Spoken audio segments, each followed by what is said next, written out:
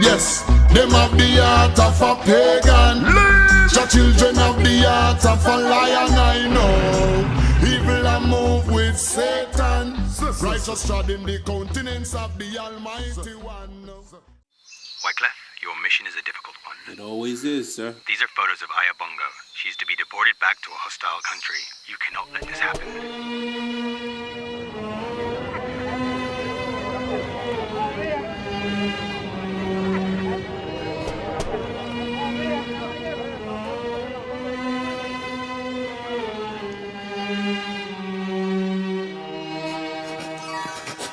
In this refugee camp, everybody was waiting for word if they would get into the country or be deported.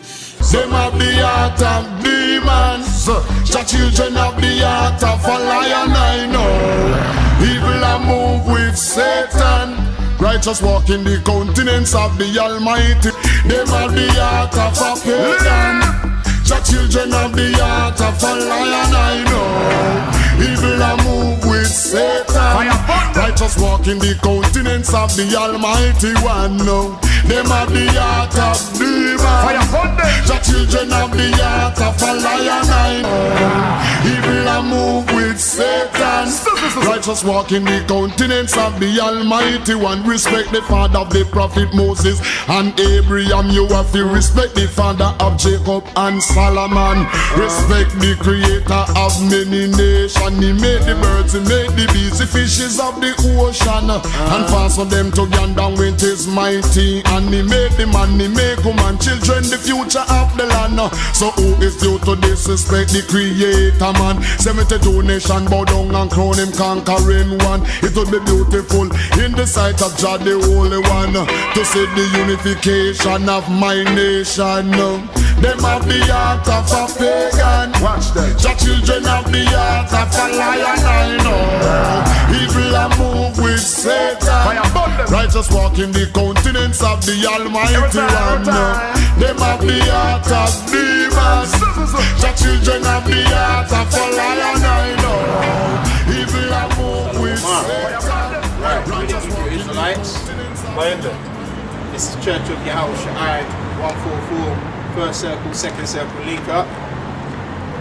We're going to start off by opening out. Alright, we're going to face the east. Yeah. We're going to say Allah, Allah, Allah, Allah, Allah,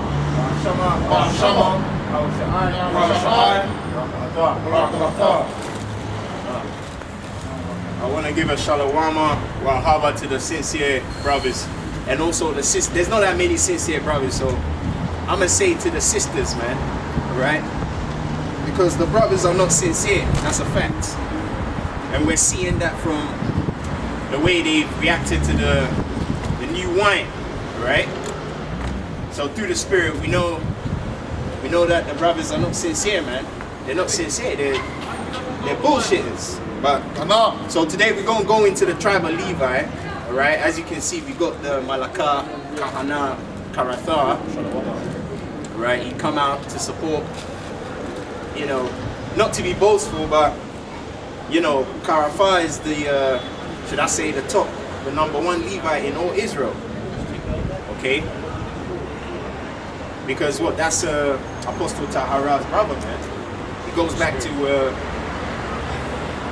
Aaron, okay? Aaron, the first high priest in all Israel.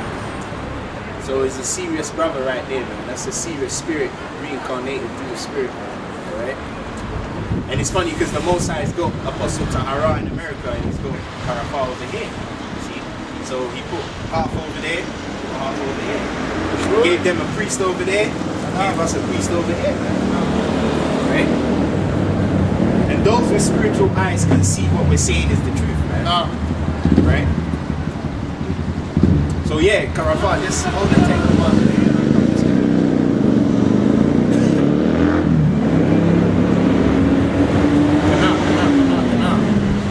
So yeah, so the first thing we're going to do is we're going to go into Levi, the most spiritual son of Israel.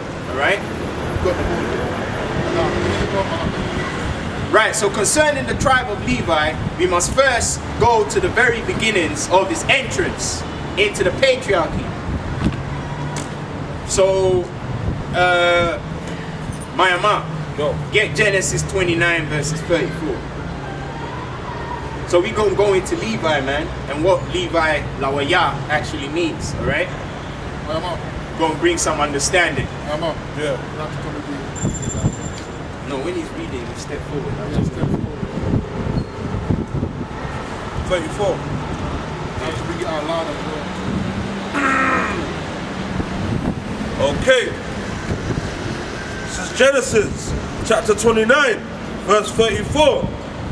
And she conceived again and bare a son and said, now this time will my husband be joined unto me, because I have borne him 3 sons. Therefore was his name called Levi.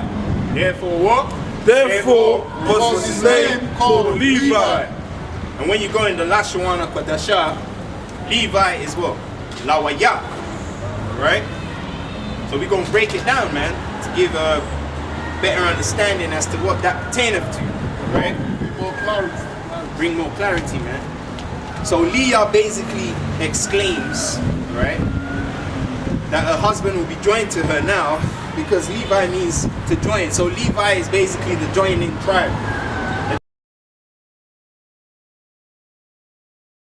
The tribe that joins, brings things together, right? So it says Leah exclaims on how Ya'akwaba will now be joined onto her as pertaining to the outline of biblical usage. Joined to, right? Because when you go to the definition for Levi in the Blue Letter Bible, it says what? Joined. Joined to. So Levi is basically the joining tribe, man. Sure. Alright? And that's why you've got the Kahana Karatha, who goes back to who? Aaron, the high priest, man. Moses' brother. Okay? Because before Moses went to deliver the Israelites, linked up with his brother, and then they went and performed, man. And the first thing they did was they gathered all the heads of Israel.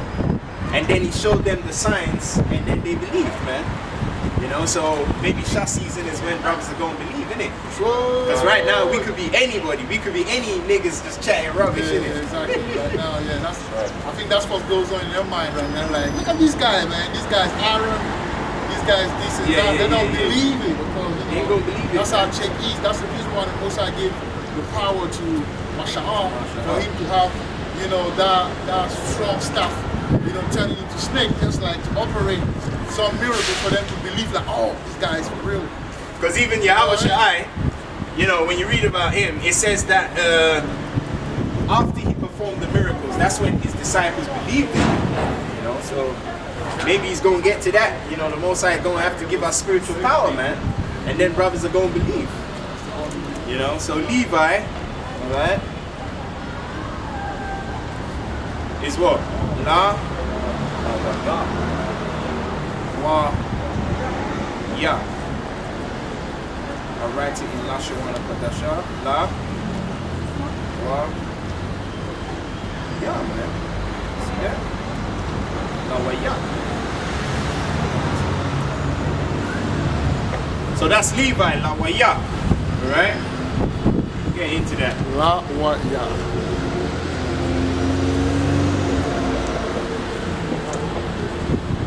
The joiner. So Levi, joining tribe.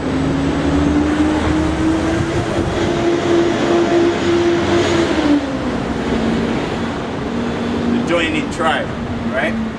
So yeah, keep that for now. Yeah. So Levi is the joiner. Okay? He brings unity, man. And that goes back to who? Ezekiel. He joined the 2 sticks. See that? So the Most High chose Ezekiel. 2 sticks. Because what? Ezekiel is a Levite. And Levi goes back to join. That's why the Most High used Ezekiel to join the 2 sticks. See that? So Levi is the joining tribe, man. Alright? The unity tribe. So yeah, it says Leah exclaims on how Ya'akwaba will now be joined onto her. As pertaining to the outline of biblical usage, joined to. This precept also puts into perspective how the tribe of Lawaya will play pivotal roles in bringing things together or joining things together. Okay? A classical example is how Moses brought the children of Israel from Egypt and joined them back to Yahweh. So get Exodus 3 verse 11, Myanmar. So the reason why Yahweh chose Mashahar is because what? He goes back to the tribe of Levi. Levi means joining tribe, or the tribe that joins. So basically Moses was used to join the Israelites back to their power, the Most High. You know, he's a connector. Okay. That's why when you see the Lashwana Kodasha for La, Wa, yeah, it's got the Wa, which is connector. See that? So he's the connector. And also the La is what? Lamada, which is the staff. Let me do that actually real quick. Let me write it down. Lamada. So we're gonna break down Levi further. So La, this character here is what? La. And it goes back to Lamada, which is what? The staff or the goats. / goats. It's used by the shepherds, right? And then the Y is what? The connector. Or the joiner. Because really Y is a joiner. It's a connector, you know what I mean? Connector / joiner. You know, which goes back to what? Wawa. And then you've got Ya, which is what? The hand. See that? Hand. Which is what? Yada. And you see that? So the hand and the staff. Sure. That's why every time you see Moses, they always portray him, he's holding the staff in his hand. Right? See that? So that shows you Levi is Moses, man. Joy.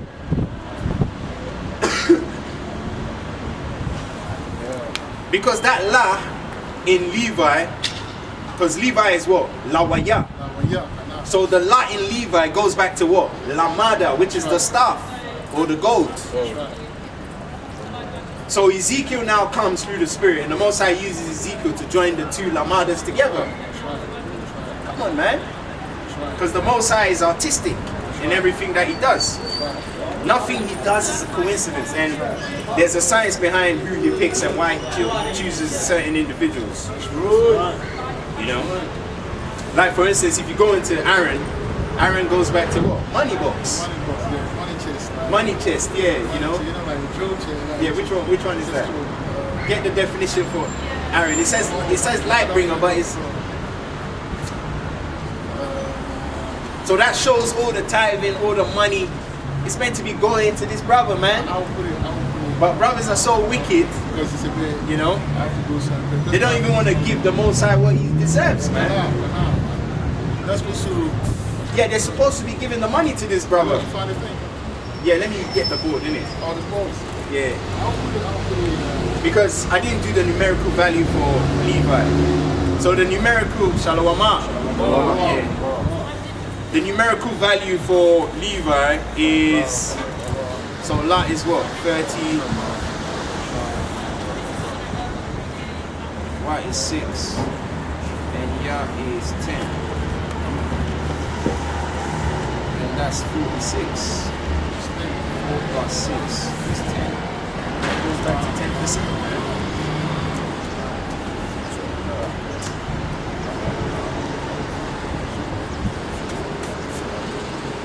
Yeah, you can change it over there. Yeah, you can actually. Now let me change it. Right, so Levi numerical value. So La is 30, Y is 6, and Ya is 10. Adds up to 46. 4 plus 6 is 10. And that 10 goes back to what? 10%. Let me show you quickly. See that? That's part of teaching as well. You gotta show Come on, man. That's 10%. Wow, that's... Yeah, And how many of you brothers have paid your 10%? Yeah. That's why you're not prospering in Babylon, man. That's right. Because if you was paying, I guarantee you brothers, if you were paying your tithe, yeah, whatever money you think you have more than that. Yeah. Because when you look into Aaron, let me pull that up. Aaron actually goes back to money chest. Money, meaning he's the money man. The Most High didn't ask you to pay tithe because he wants your money, you know. It's because he wants to multiply you. That's why when you read Malachi, it talks about bring ye the tithe and offering into it, and then I'll open up the floodgates. Right. Malachi 3. Alright? So yeah, so because some of the brothers that used to be in the camp that left, they know themselves. You know, they they were ordered to pay their tithes. But what they did was they paid the tithe for a while, and then after they left the camp, they stopped paying the tithe, as if they were paying the tithe for me. That's dangerous. That's a dangerous game, isn't it? They stopped paying the tithe, bro. It shows you how foolish and how stupid our people are. The tithe is for you, man. You're paying the tithe so the Most High can open the floodgates for you. That's why you're paying the tithe. Okay? So, right. Let me see if I can find this, man, because hey, it's not on that. It's not durable. There's enough. I think it's yeah, we spoke about that innit the other time. Or is it Ark of the Covenant, or which one is it? Is it the Ark? I think it's the Ark. Yeah, the Ark of the Covenant. I think it's the Ark. Okay, so Aaron means light bearer. The Ark. But let's go to the. Go to it first. Yeah, Ark of the. I think it's Ark of the Covenant. Ark of the Covenant. Ark Covenant. Yeah, because hey, the brothers need to know, man. They need to know what time it is, isn't it? You know, they're gonna say we didn't tell them, but hey.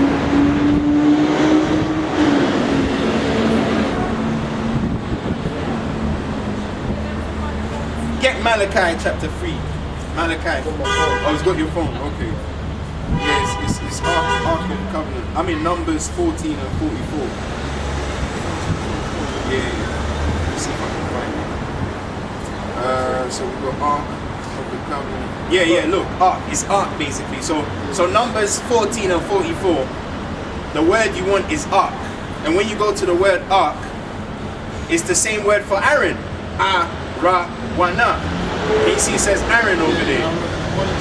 And it says money chest, man. Look at that, bro. Money chest. You see? And he actually says Aaron. Can you see? It actually says Aaron at the top. Yeah, there. so you can see Aaron at the top. I'll put it in the edit. You see money chest. See? Money chest. Yeah. It's money chest, man. See that? But I'll put it in the number 14. Yes. So that means, that's why get Malachi chapter 3.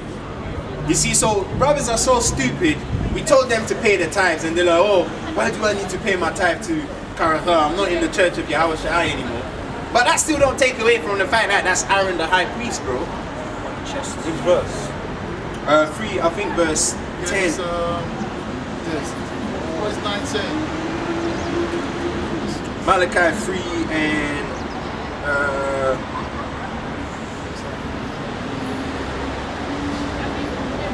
yeah, Malachi chapter 3 start from verse 8. Malachi 3 verse 8. Yeah, read that. So this is concerning tithing and offering. 10%, because the numerical total for Levi is what? 10. That goes back to the 10%. That's why you're supposed to pay a tenth of what you got, because that's how the Most High blesses and multiplies you, man. Okay? The reason why the other nations are penny pinching you and you can't get out of that vice grip, out of that stranglehold, is because you're not paying your tithing, man. So whatever money you think you're keeping and not paying your tithe, eventually the other nations are going to come back and take that money away. That's why through the Spirit, Aaron the high priest, okay, who we know is Karatha, he came as who? The disciple Matthew. And what was Matthew doing? He was a tax collector, man. Come on, it says that. We're going to go to the precept. So it wasn't a coincidence that the Most High had Aaron come back as Matthew. Because Jake wasn't paying their tithe. And in today's terms, they're paying 20% instead of 10%. Don't even, to the same. And that's where the whole tax thing comes from, tax. Because tax is 2 X's, and X in Roman numerals is 10. Yep. So 10 plus 10 is what? 20. That's why you're paying 20% tax. Alright? So, yeah, read that Malachi. Okay.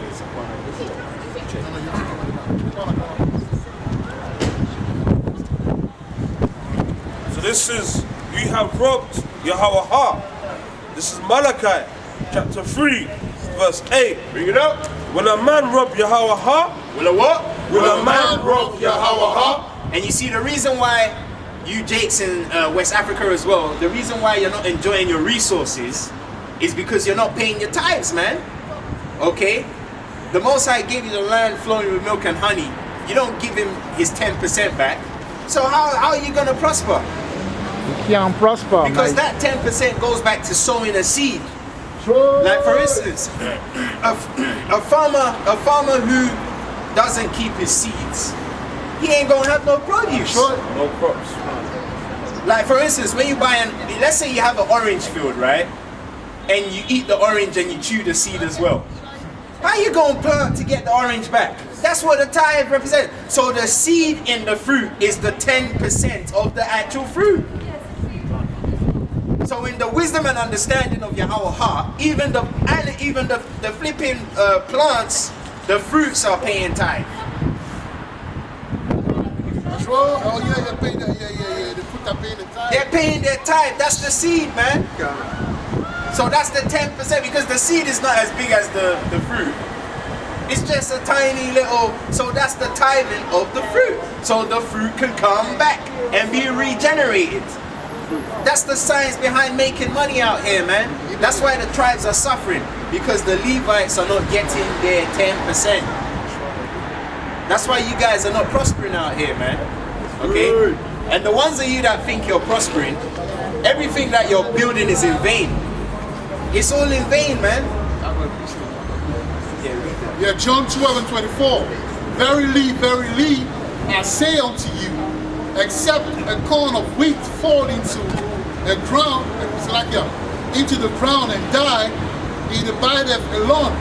But if it die, it bringeth forth much fruit. There you go. You know, so if the seed goes down and it dies, that's how, you know, the plant is able to grow and then bear fruit. And if it doesn't die, that, you know, it's a process that nature shows us. You know what I mean? That's what Malachi said, man. Let me finish this though. Yeah, finish it. Okay. Will a man rob Yahweh? Yet ye have robbed me.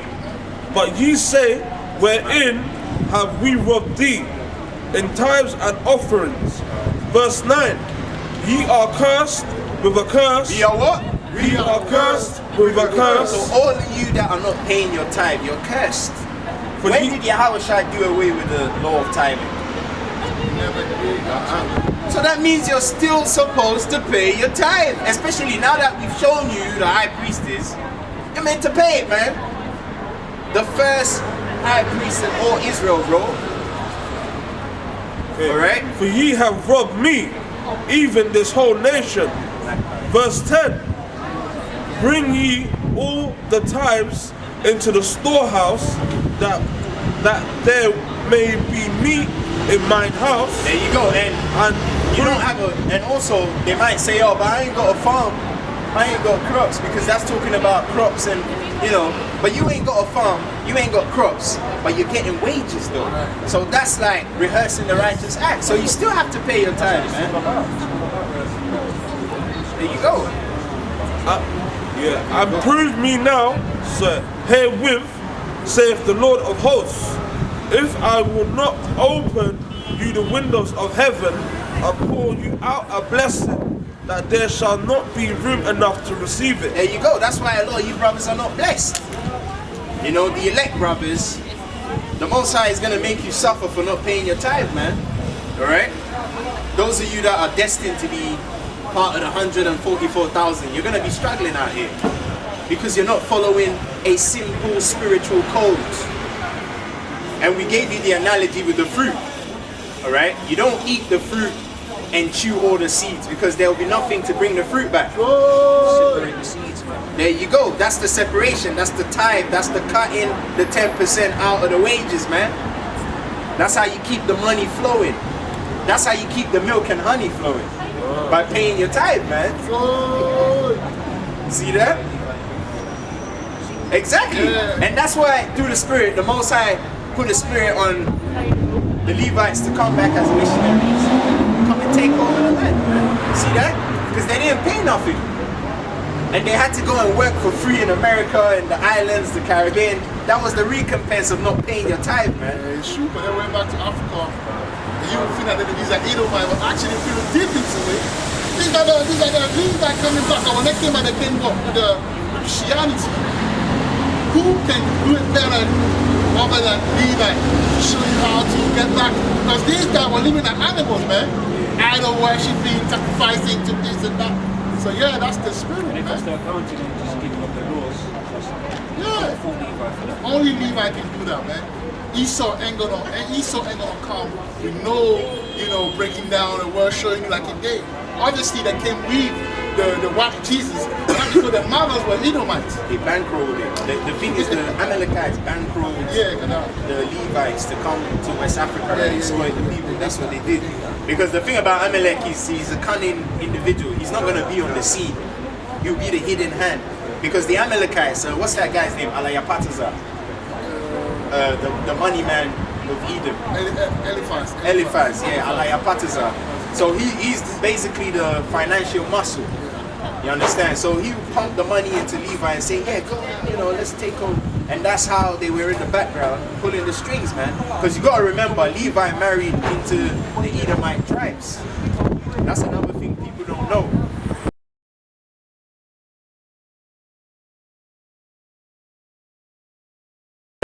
Right? Levi married into the Edomites, that came into Europe. And that's how Julius Caesar, that lineage came over to England, and they started what? The Western Roman Empire.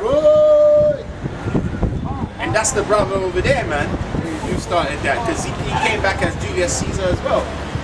So really, Yahushua was laughing when they said we have no king but Caesar, because that was Matthew, man.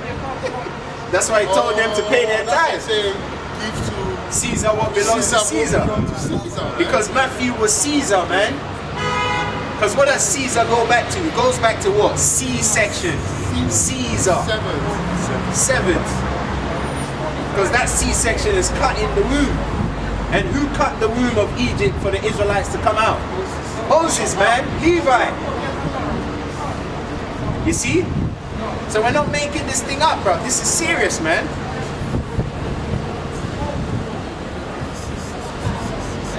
Right, so Exodus 3 verses 11 to 14. You read that? What? Yeah, Exodus 3 verses 11 to 14. I'll tell you why to read it. Right, so a classical example, because remember we said Levi is the joining tribe. Because what does Levi mean? Join to. So they're the joiners in Israel, the joiners. That's right. I think there's a construction trade called joinery, isn't it? No. Right, okay. Right. Yeah, so it shows you the Most High is he's an artist. He created the joining tribe. You see? That's right. Right, so the classical example is how Moses brought the children of Israel from Egypt and joined them back to Yahweh. Because that's what he did. He brought the Israelites to their power, man.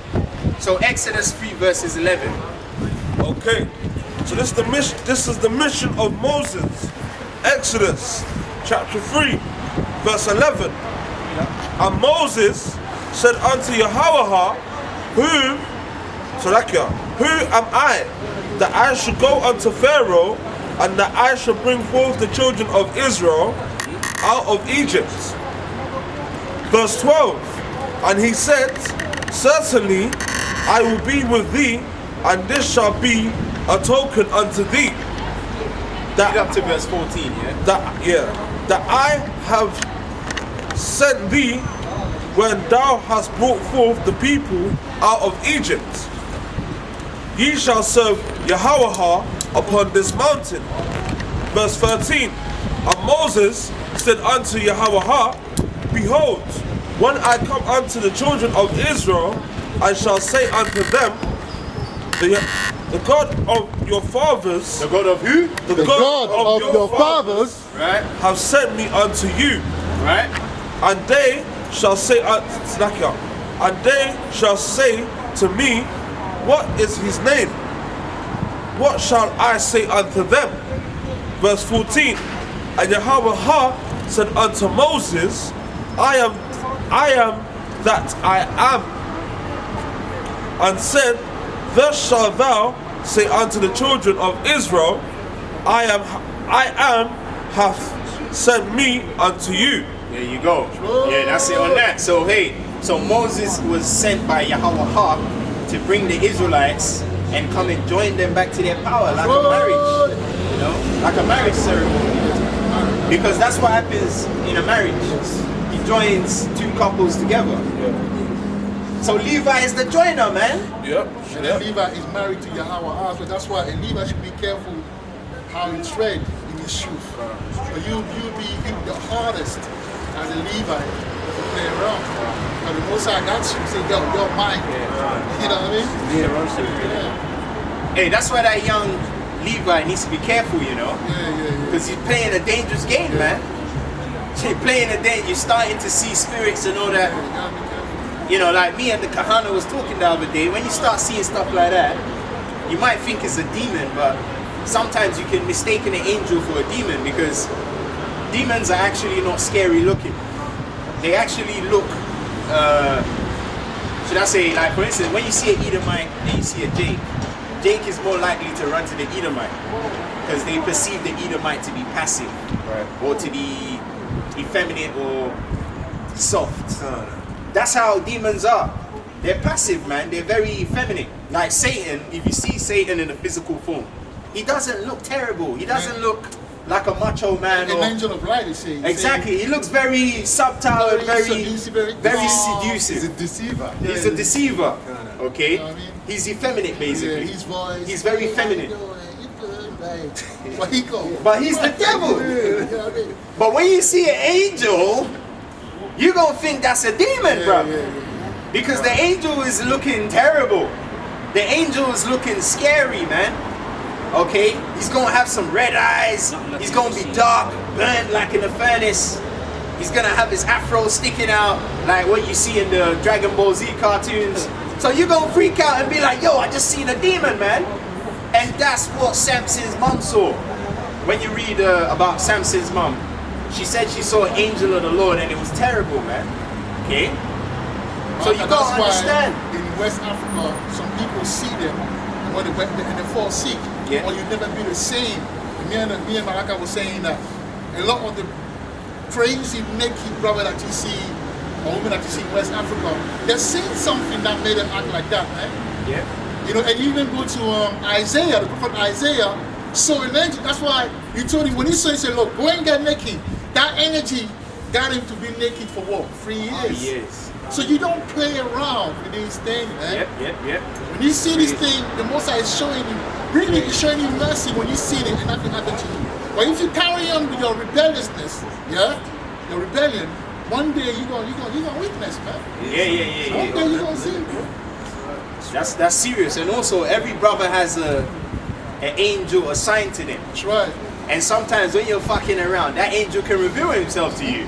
And you might think it's a demon as well, and you bug out. You're like, you're screaming. But that's because you're doing something you're not supposed to. That's why the spirit comes and is like, yo, what are you doing, you know?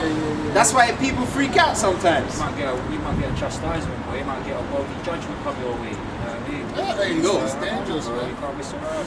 Because brothers have had that happen to them, man. You know? And they don't understand what's happening. So we're explaining what's happening. It's like Hebrews 10, basically. Because your own spirit can fight against you. Okay? Because it's a war of worlds. It's a war of realms.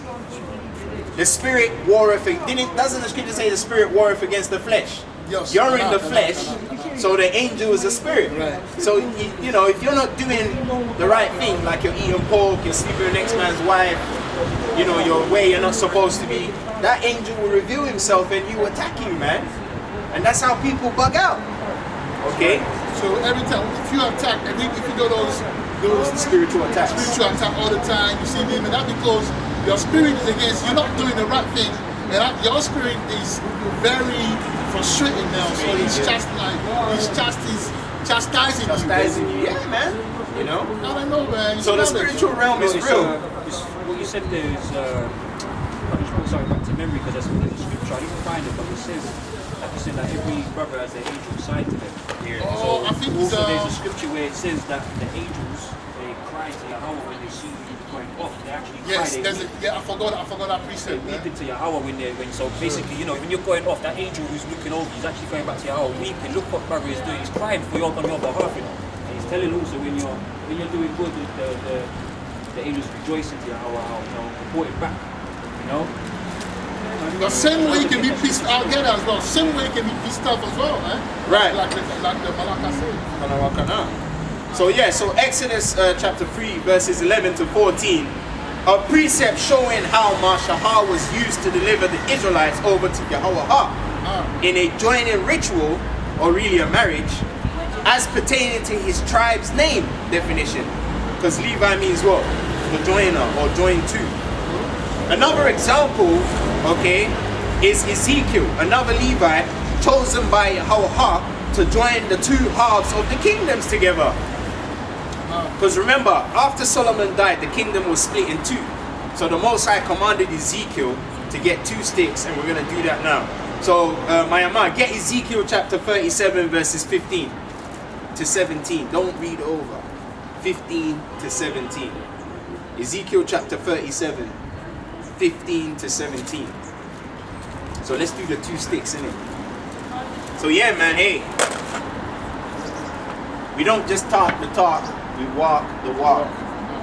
Right? Because this camp, we're active men. You know, it's 2 circles, you know. But really, it's one church. Yeah. So 2 sticks. So read about the 2 sticks, man. Because I remember when I had the 2 sticks, Rawakha from central London was like, that's a secondary weapon. You see, but it shows you they're not spiritual, man. What, 15 to 17? Oh no. Yeah, 15 to 17, yeah. Alright. So this is the reunion of Judah and Israel. This is so Israel represents who? And that shows you Jacob is in the tribe of Ephraim. Because why is it calling the northern kingdom Israel? Oh, you see that? So that shows you Jacob came through the tribe of Ephraim.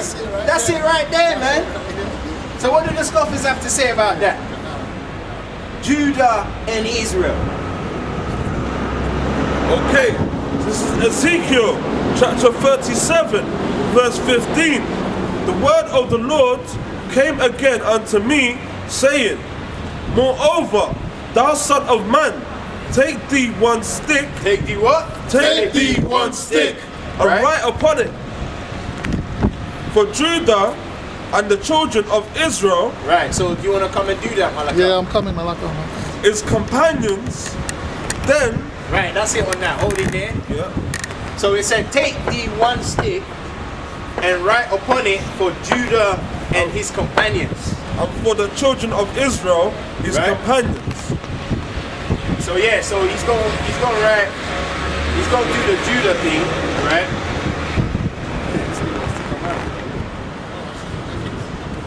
Right, so write Judah, okay. Lakana, what do you reckon? Where should we write it? Judah. Should we write it here and here, or should we write it here and here? What do you reckon? You know, on this side, okay. Alright, so Judah.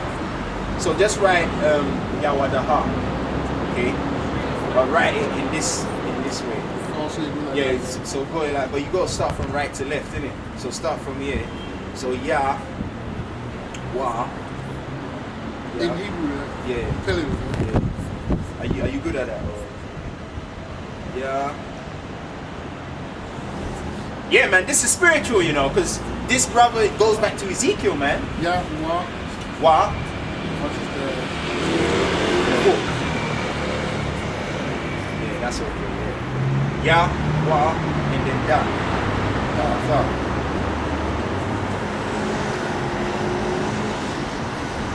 Ha. Oh, yeah, that one. There you go. See that? Yawadaha. And obviously Banayamayana. Let me do it. And then we got Banayamayana. Alright? Because we're rehearsing it. So that's Yawadaha. Then we got Banayamayana, innit? So Ba Na Ya Ma Yana. They say Banyamya, but it's really Banayamayana. Banayamayana. So the southern kingdom is made up of what? Judah, Benjamin, and Levi, but we can't count Levi. Because remember, Levi was not on the ephod. And also Levi is the joiner of the two sticks. So you can't put Levi on the stick, man. Because he's the joiner, he's the joining man. He got the two sticks in his hand and he's bringing it into one. Alright? And also Levi, another point we need to address as well. Levi is not on the ephod.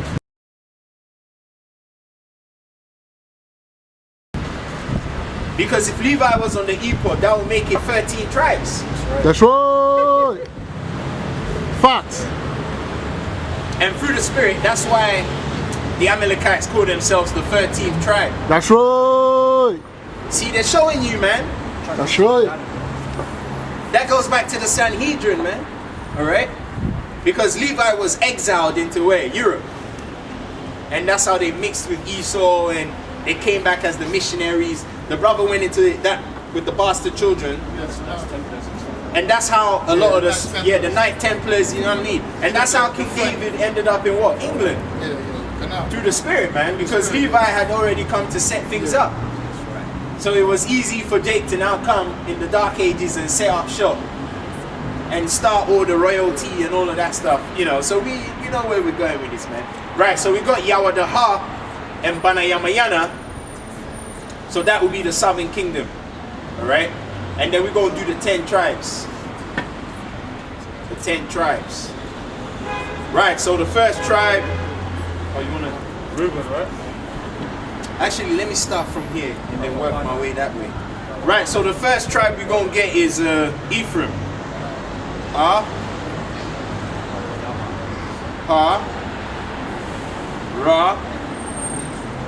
Wait, did you show Judah and Thingy already? No, I'm not sure. Yeah, so show the southern kingdom. That's the southern kingdom. So that's the southern kingdom. So we go. As you can see, right? See that? Yeah. Show that way as well. You can see it. And that way would be better. See? That's Judah. And that's Banayamayama. Yeah? So that would be Ephraim. And now we got to do Manasseh. Ephraim and Manasseh first, innit? So Aparayama and Ma Na Sha Ha. Right? Then we're going to do the Gileadites. Reuben, right? Ra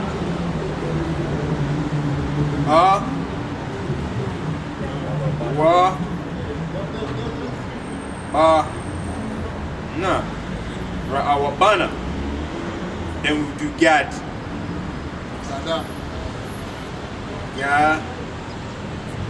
Gad is so simple, isn't it? But that's how you know Gad is a soldier. They're simple. Just two, yeah. So we got 4. So we got Aparayama, we got Manashaha, we got Ra'awabana, and we got Gada. So who should we do next? Issachar? So now we're going to do the Romans, man. Ya, Sha. And you brothers know why Issachar has 2 Sha in there. Because you remember the Roman Empire, the Most High told them, devour much flesh. When they came, you know the dream that Daniel saw? The teeth. They got that's why Zakona got them strong teeth, innit? Yeah, shaka. You see, that's spiritual, man. Because what did the Most High say to that Roman Empire, the beast that came out of the sea? He said, arise, devour much flesh, man. The umbrella gave up this. It's not raining anyway. Well, like, just leave just it like leave that. Leave that for now, innit? Leave it like that. Right, so we got Yasha Shaka I'm gonna show you how. Ra.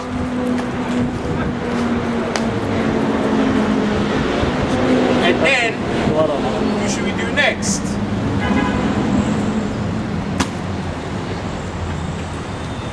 Should we put Dan on there? Because Dan is ain't gonna make. Dan is joined to Levi, innit? But he's not gonna make the final cut though, because Dan is Levi in there. With Dan is Levi. Yeah, but according to Ezekiel, at that time Dan was still around. So let's just put Dan on there. So we'll put Dan as well, because it's part of the 10 tribe, innit? Kana. So Dana, because Dan just means judge. Kana. No, Dan is on the ephod. Dana. Because remember that Revelations sealment, that's a future prophecy. So now we're going to go with the 2 sticks vibration, because Dan is on the 2 sticks. So we got Dan, then we're going to do Naphtali, Na, Pa, Da, Da. Oh yeah, Dan must be there. Napatalaya. So we got 1, 2, 3, 4, 5, 6, 7. I think we ain't done Simeon. Sha. Ma. I. Wana. Shama. I wanna. And then Asher and Zebulon, right? So Asherah.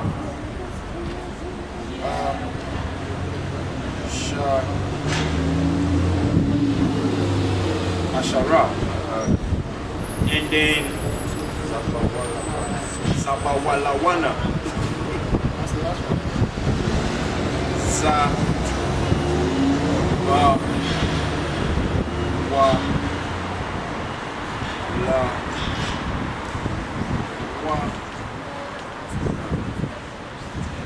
Zebulon. Zabawalawan. Zabawalawana.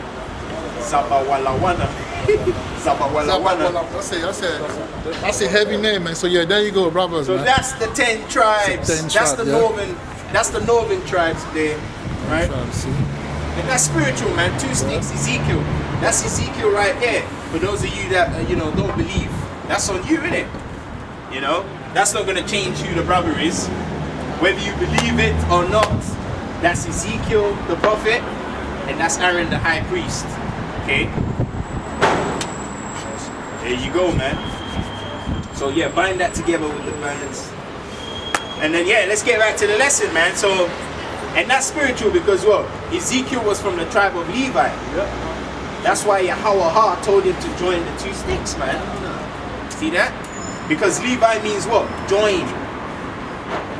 So Yahweh, you don't do things by coincidence. Are you okay, brother? You okay? Yeah. You don't do things by coincidence. If you need a hot drink, just let us know. Get you something, yeah? Thank you. Right, so it says Ezekiel 37 verse 15. But it may say, but you know how at that time it may say, oh, these guys are buying stuff during the Shabbat. You know, just to give a buy for him. That because the Bible say that. Yahushua say that it's good to do, it's lawful to do good in the Shabbat. Hey, but if we are the disciples of Yahushua, we're meant to be doing stuff like that because Yahushua was plucking the ears of corn on the Sabbath. So the spirit of the prophets are subject to the prophets. So the spirit of the disciples of Yahushua are subject to the prophets of Yahushua. So we're going to be doing the same thing we was doing back then. So if a brother's, like for instance, you know, that fake cast camp, GMS forecasters, when we used to go to that camp, you know, everybody will bear testament to that. The camp leader used to go in the Costa and sort himself out while the soldiers were out in the cold freezing, man. Okay, so some leader he is. That's how they used to roll, man. You know, come and the Wad, he calls himself the Wad. You know? And where is he today? Out there in the cold by himself. See that? Right, so Ezekiel 37 verse 15 to 17. A precept showing how Levi spiritually joins all the tribes together. Okay? Hence, Levi being amongst all the tribes. Because Levi is in all the tribes. So that means the coming together gonna be easy, because Levi is the joiner. And in order for you to join something together, there has to be a piece inside that will hook to the other pieces when you're building something. Oh yeah, that's the joiner. The joinery. So basically Levi has to be in all the tribes in order for the tribes to come together, man.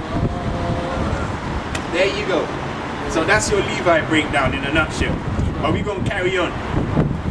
Right, so a precept showing how Levi spiritually joins all the tribes together. Hence Levi being amongst all the tribes. So get Genesis 49 verse 7, my ama. Genesis 49 verse 7, alright? The brother's going to read it, man. Just read verse 7 and then I'll break it down. Okay, so this is Genesis chapter 49 verse 7. Cursed be their anger, for it was fierce, and their wrath, for it was cruel. I will divide them in Jacob and scatter them in Israel.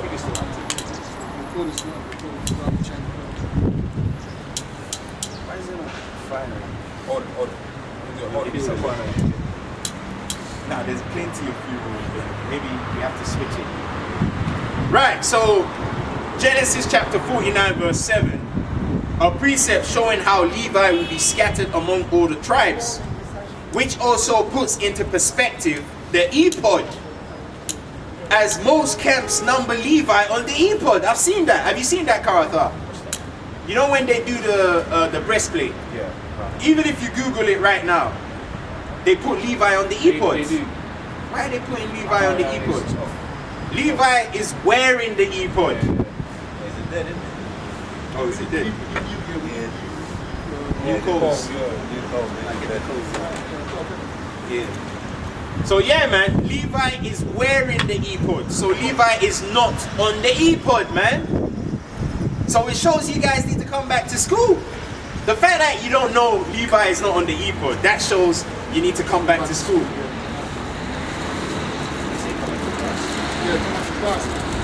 Alright? Oh, but eventually they're gonna have to come. Because you know, Jake, when the Most High lights his ass up, that's when he's gonna run. That's right. Right, so Genesis 49 verse 7, a precept showing how Levi will be scattered amongst all the tribes, which also puts into perspective the ephod, as most camps number Levi on the ephod's breastplate. This is an inaccurate portrayal, as Levi will become the 13th tribe. Because if you number all the tribes on the ephod and you put Levi on the ephod, you're going to end up with 13 tribes, man. You're going to end up with 13 tribes. Nah, he's alright, man. Trust me, he knows what he's doing. Right. So carrying on, okay. Levi will be the 13th tribe, okay. It says, when you count from Reuben down to Ephraim, Levi is not written on the ephod's breastplate, Right. as they were a tribe severed unto Yahweh That's right. to do the spiritual service of the Lord, and also work as a means to keep the tribes constantly joined to the Lord through the sanctification of the tribes using the Levitical law and statutes. That's right. So get Exodus 19. And it's funny, we're reading all these precepts, but yet brothers will still come and say, oh, they need to put the book away. Are we not using the precepts? And then you got that knuckle-headed nigger from South Carolina saying they'll take a precept and then they'll try and make it into what they want to. Well, if that's what we're doing, why don't you come out with a breakdown and debunk it? Yeah, exactly. Come with a breakdown, debunking. That's nuts. And that guy from South Carolina, you need to keep your mouth shut, bro. That's if you are it, bro. Because the way you're behaving like you lack wisdom. Because this same guy said we stopped teaching. That's what he said, you know. Yeah, he on the didn't even Apostles' verify. life. He didn't even verify. And he said, "Oh, you trying to be a smart ass." You know what did he say again? I forgot what he said, man. But he was very disrespectful. He was bearing false witness. He was saying that the brother had been teaching for 8 months now, and like that, while he's doing the work with the new wine. But he focused on the other channel, but he didn't know that there's another channel that operates. Which is the second circle. So you need to inquire before you speak, otherwise you're gonna be found as fool. You know? And that's why we got the 10 Commandments here. That's right. Because what does the 9th commandment say? It says, La'a Ainaha Shakwara. Okay? La'a Ainaha Shakwara. That's right. Thou shalt not bear false witness. So that shows that GMS South Carolina guy, you need to get these 10 commandments smacked on your bald head, man. And that's what's going to happen, alright? Yahawaha Ratazawanaka.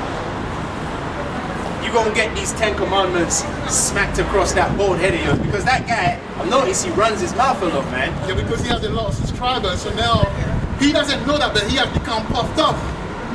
In his mind, he's thinking that if it's not GMS, no other brothers got the oil. That would be the biggest stumbling block at the end of the day. When you find out that the Mosai is raising up, brothers in England, and which are actually the church. The church was in Europe. The church was in Europe, man. If you wanna keep it 100, yeah. The church was in Europe. That's why the Mosai put the spirit on Henry VIII. Right, to create our reformation, because then wicked Levi with the Catholicism, they had everything on lock. Right. You couldn't even read the Bible in English. Everything was in Latin. All right.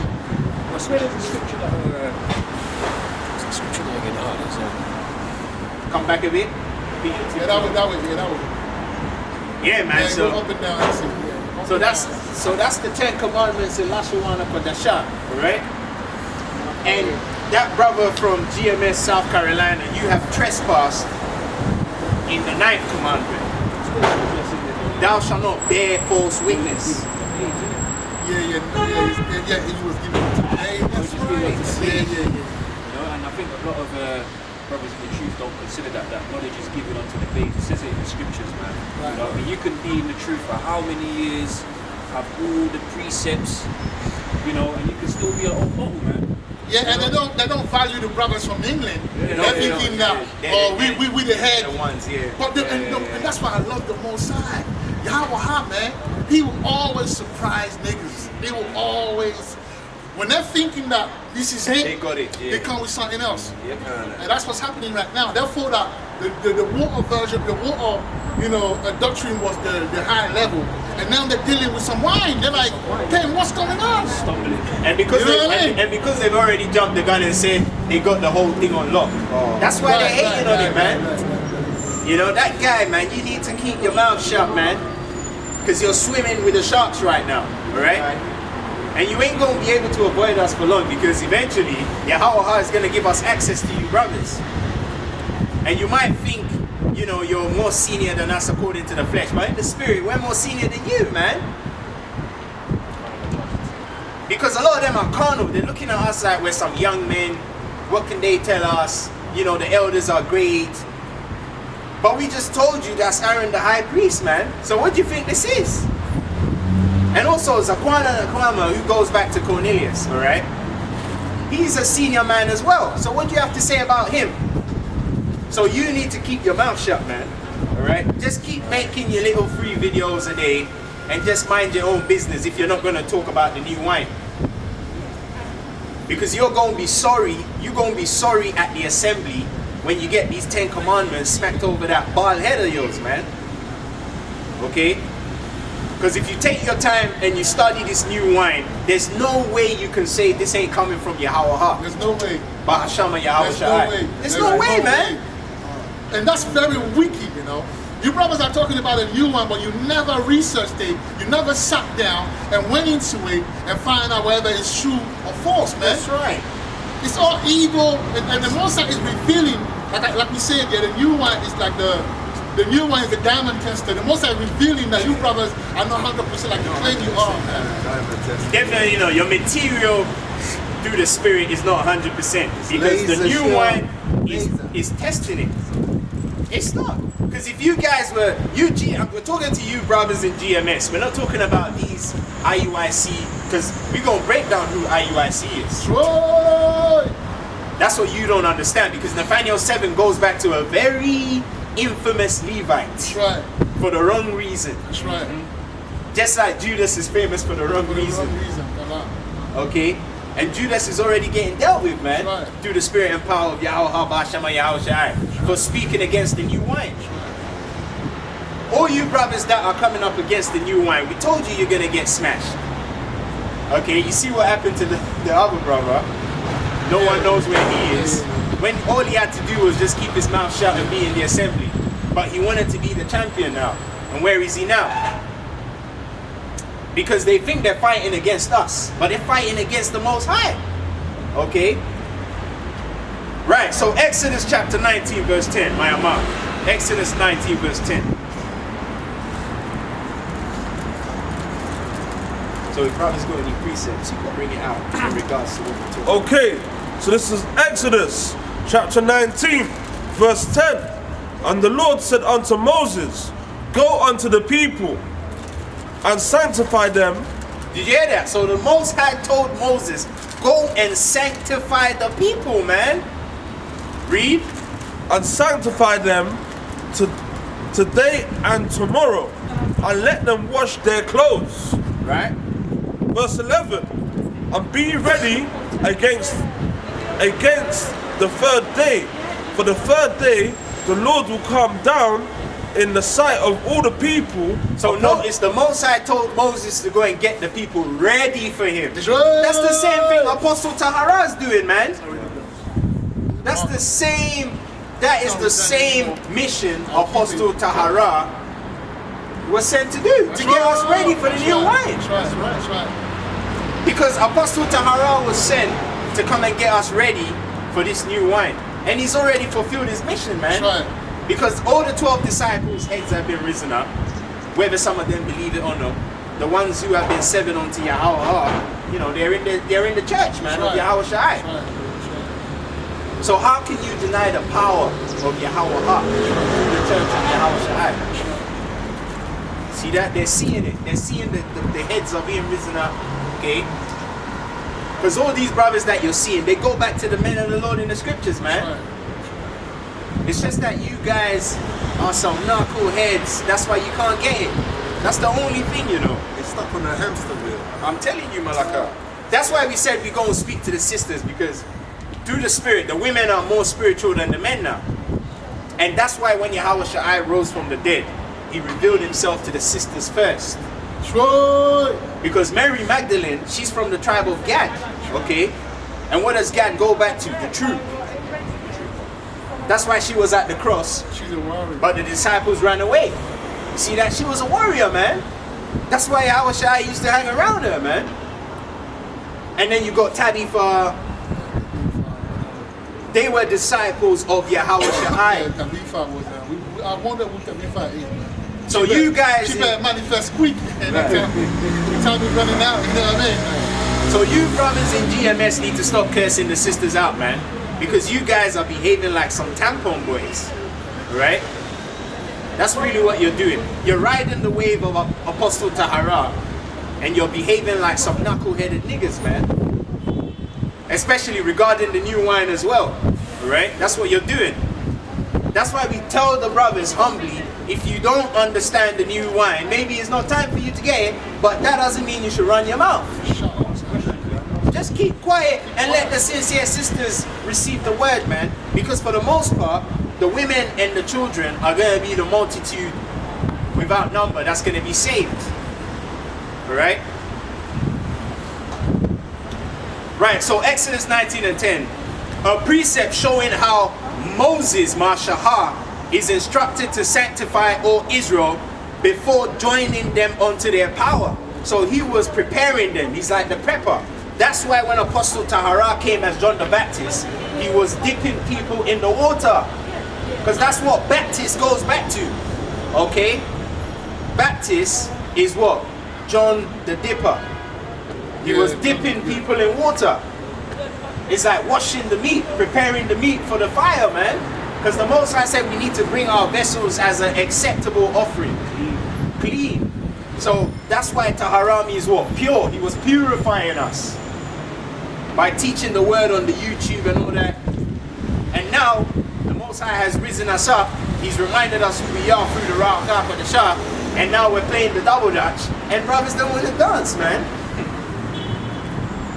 And that goes back to that nigga spirit, man. You know, always trying to suppress another brother. So, but you're gonna benefit from it. Because this new wine is meant to benefit all of us. Because only the new wine can show you your tribe without any reasonable doubts.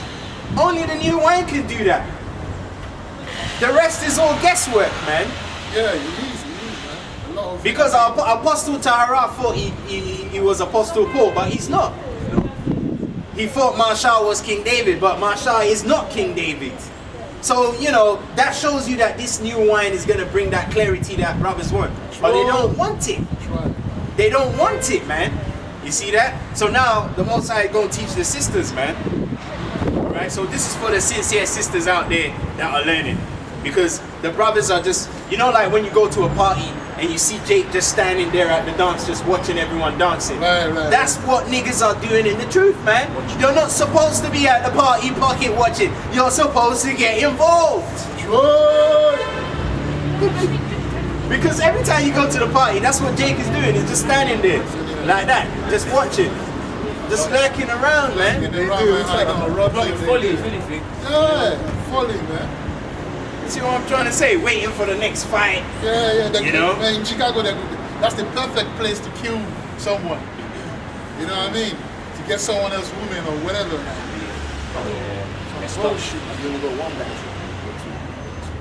Right, so continuing, it says the Lashawana Kodasha for Levi is Lawaya. Sure. And it can be broken down as the La being Lamada, which goes back to staff. So put that in the video. That goes back to Lamada. Okay.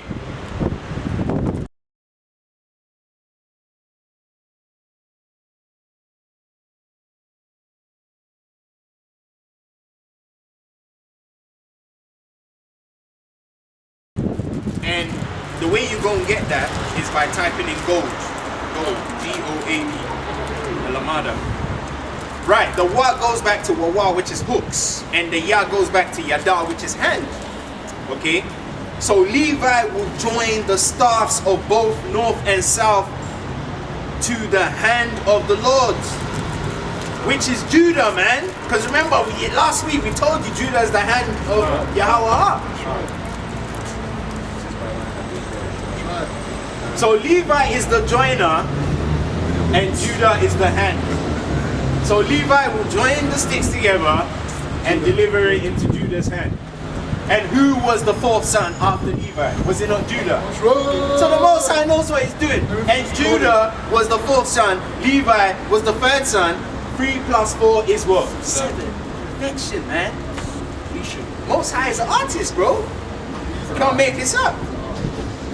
So let me write down the board. So Levi is the joiner and Judah is the receiver. And that's why when you read Genesis 49, it says the scepter shall not depart from Judah. And it doesn't stop there. It says, nor a lawgiver. Who's the lawgiver? Levi, man. So that shows you Levi was in that Genesis 49 prophecy concerning Judah. So that means the lawgiver is going to be with Judah. And that's where that whole Melchizedek thing comes from. Because what does Melchizedek mean? Malaka, Tazadakwa. Meaning like king and righteousness. King and righteousness. So it's the king and the priest. See that? That's where the whole Melchizedek thing comes from, man. King and a priest, right? So Levi, la waya, is the joiner, right? La wa ya is the joiner. So he gonna join the two sticks, okay? Joining the two sticks. And Judah, which is what? Yeah. I'm just writing it in English because I know some of the sisters are not familiar with the Lashemana Kodashi here. You know, but for the sisters, man, all you gotta do is just remember the 6 words. That's it. It's so simple. And then you break down the words. You know, that's how you learn it, man. And then after you learn it, you teach the children. You know, because they, for the most part, they're going, just like in Joshua's time, they're going to be the ones the Most High is going to bring into the kingdom. Because you can clearly see, like the GMS South Carolina guy, you can tell he's stagnant water, he's stuck in the mud. And he's infected with spiritual malaria. Because what happens in stagnant water? Mosquitoes brood. And that's how diseases come about. You see, mosquitoes, they can't brood in stagnant water, in flowing water. They can't brood in it because it's constantly moving. So they can't set up shop. But when it's stagnant, when it's still, and it goes back to building, you can't build on a shaky ground. It has to be stable. Foundation. It has to be a stable foundation. But in terms of the gospel, he's stuck in that, you know, stagnant water, man. That's why we were saying you're not supposed to stay in the water. You're meant to emerge. So if you really love your Apostle Tahara, you actually jump in the new wine, man. Because he did his work. He's done his work. Hey, he's done his work. Tahara is blessed. He did his work. He's done it, man. It's time to get to the next one. And really, through the Spirit, the reason why the Most High is having us reveal who He is just to tell Him, look, you've done your work. That's right. You've done your job. That's right. You know? So at the back of his mind, he probably knows. He's just going to carry on, man. Hey, Yahwadaha, Yahwadaha is what? The receiver. Okay? Lawaya and La, Wa, Ya, plus Ya, Wa, Daha. He was the what? The 3rd son. And Judah was what? The 4th son. 7. Yeah? We ain't making this up. So the Most High knows exactly what He's doing here, man. And it's funny because Judah and Levi make up what? Melchizedek. Judah is the king, Levi is the priest. That's Melchizedek right there. So Judah and Levi together are Melchizedek, man. And if you want to get deeper, Judah represents the face of Yahweh. That's right. Because only Yahweh Shai has seen the face of Yahweh. And Levi represents what? The back of Yahweh. The cape, the train. The back. Because who did the Most High show his back to? Mashahah. So Yahweh Shai has seen the face of Yahweh. Mashahah seen the back of Yahweh. So that's front and back right there. Because each side of Yahweh is represented expressly, man. His backside is the mercy. And really, he set up the Levites to show mercy. And his front side is the no mercy. That's right. And that's why Yahweh Shai is coming to smash. Yeah. About Yahweh, get 2nd Ezra 13. Because he said, and when he turned. Why did he say, and when he turned? He said he's coming in the glory of his Father. So why did the precept say, and when he turned his countenance? That means he's going to have his back turned the whole time. Because he's representing his Father. So that's how his Father sits on his throne. And it said, when he turned his countenance, look, all things trembled that were seen. Why did it say that, man? Come on, these guys don't understand. You know, we was talking about this Yahweh having his back turned. You remember Inspector Gadget, Dr. Claw? Dr. Claw, you never saw his face, man.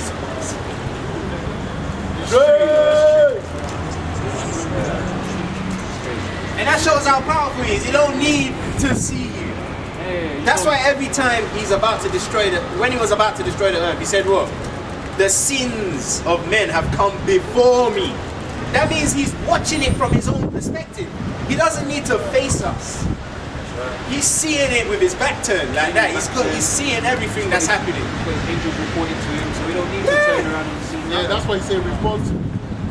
You know what I mean? So 2 Ezra 13, man. This is 2 When he turned Ezra his chapter countenance to God. 13, verse 1. And it came to pass after 7 days, I dreamed a dream by night.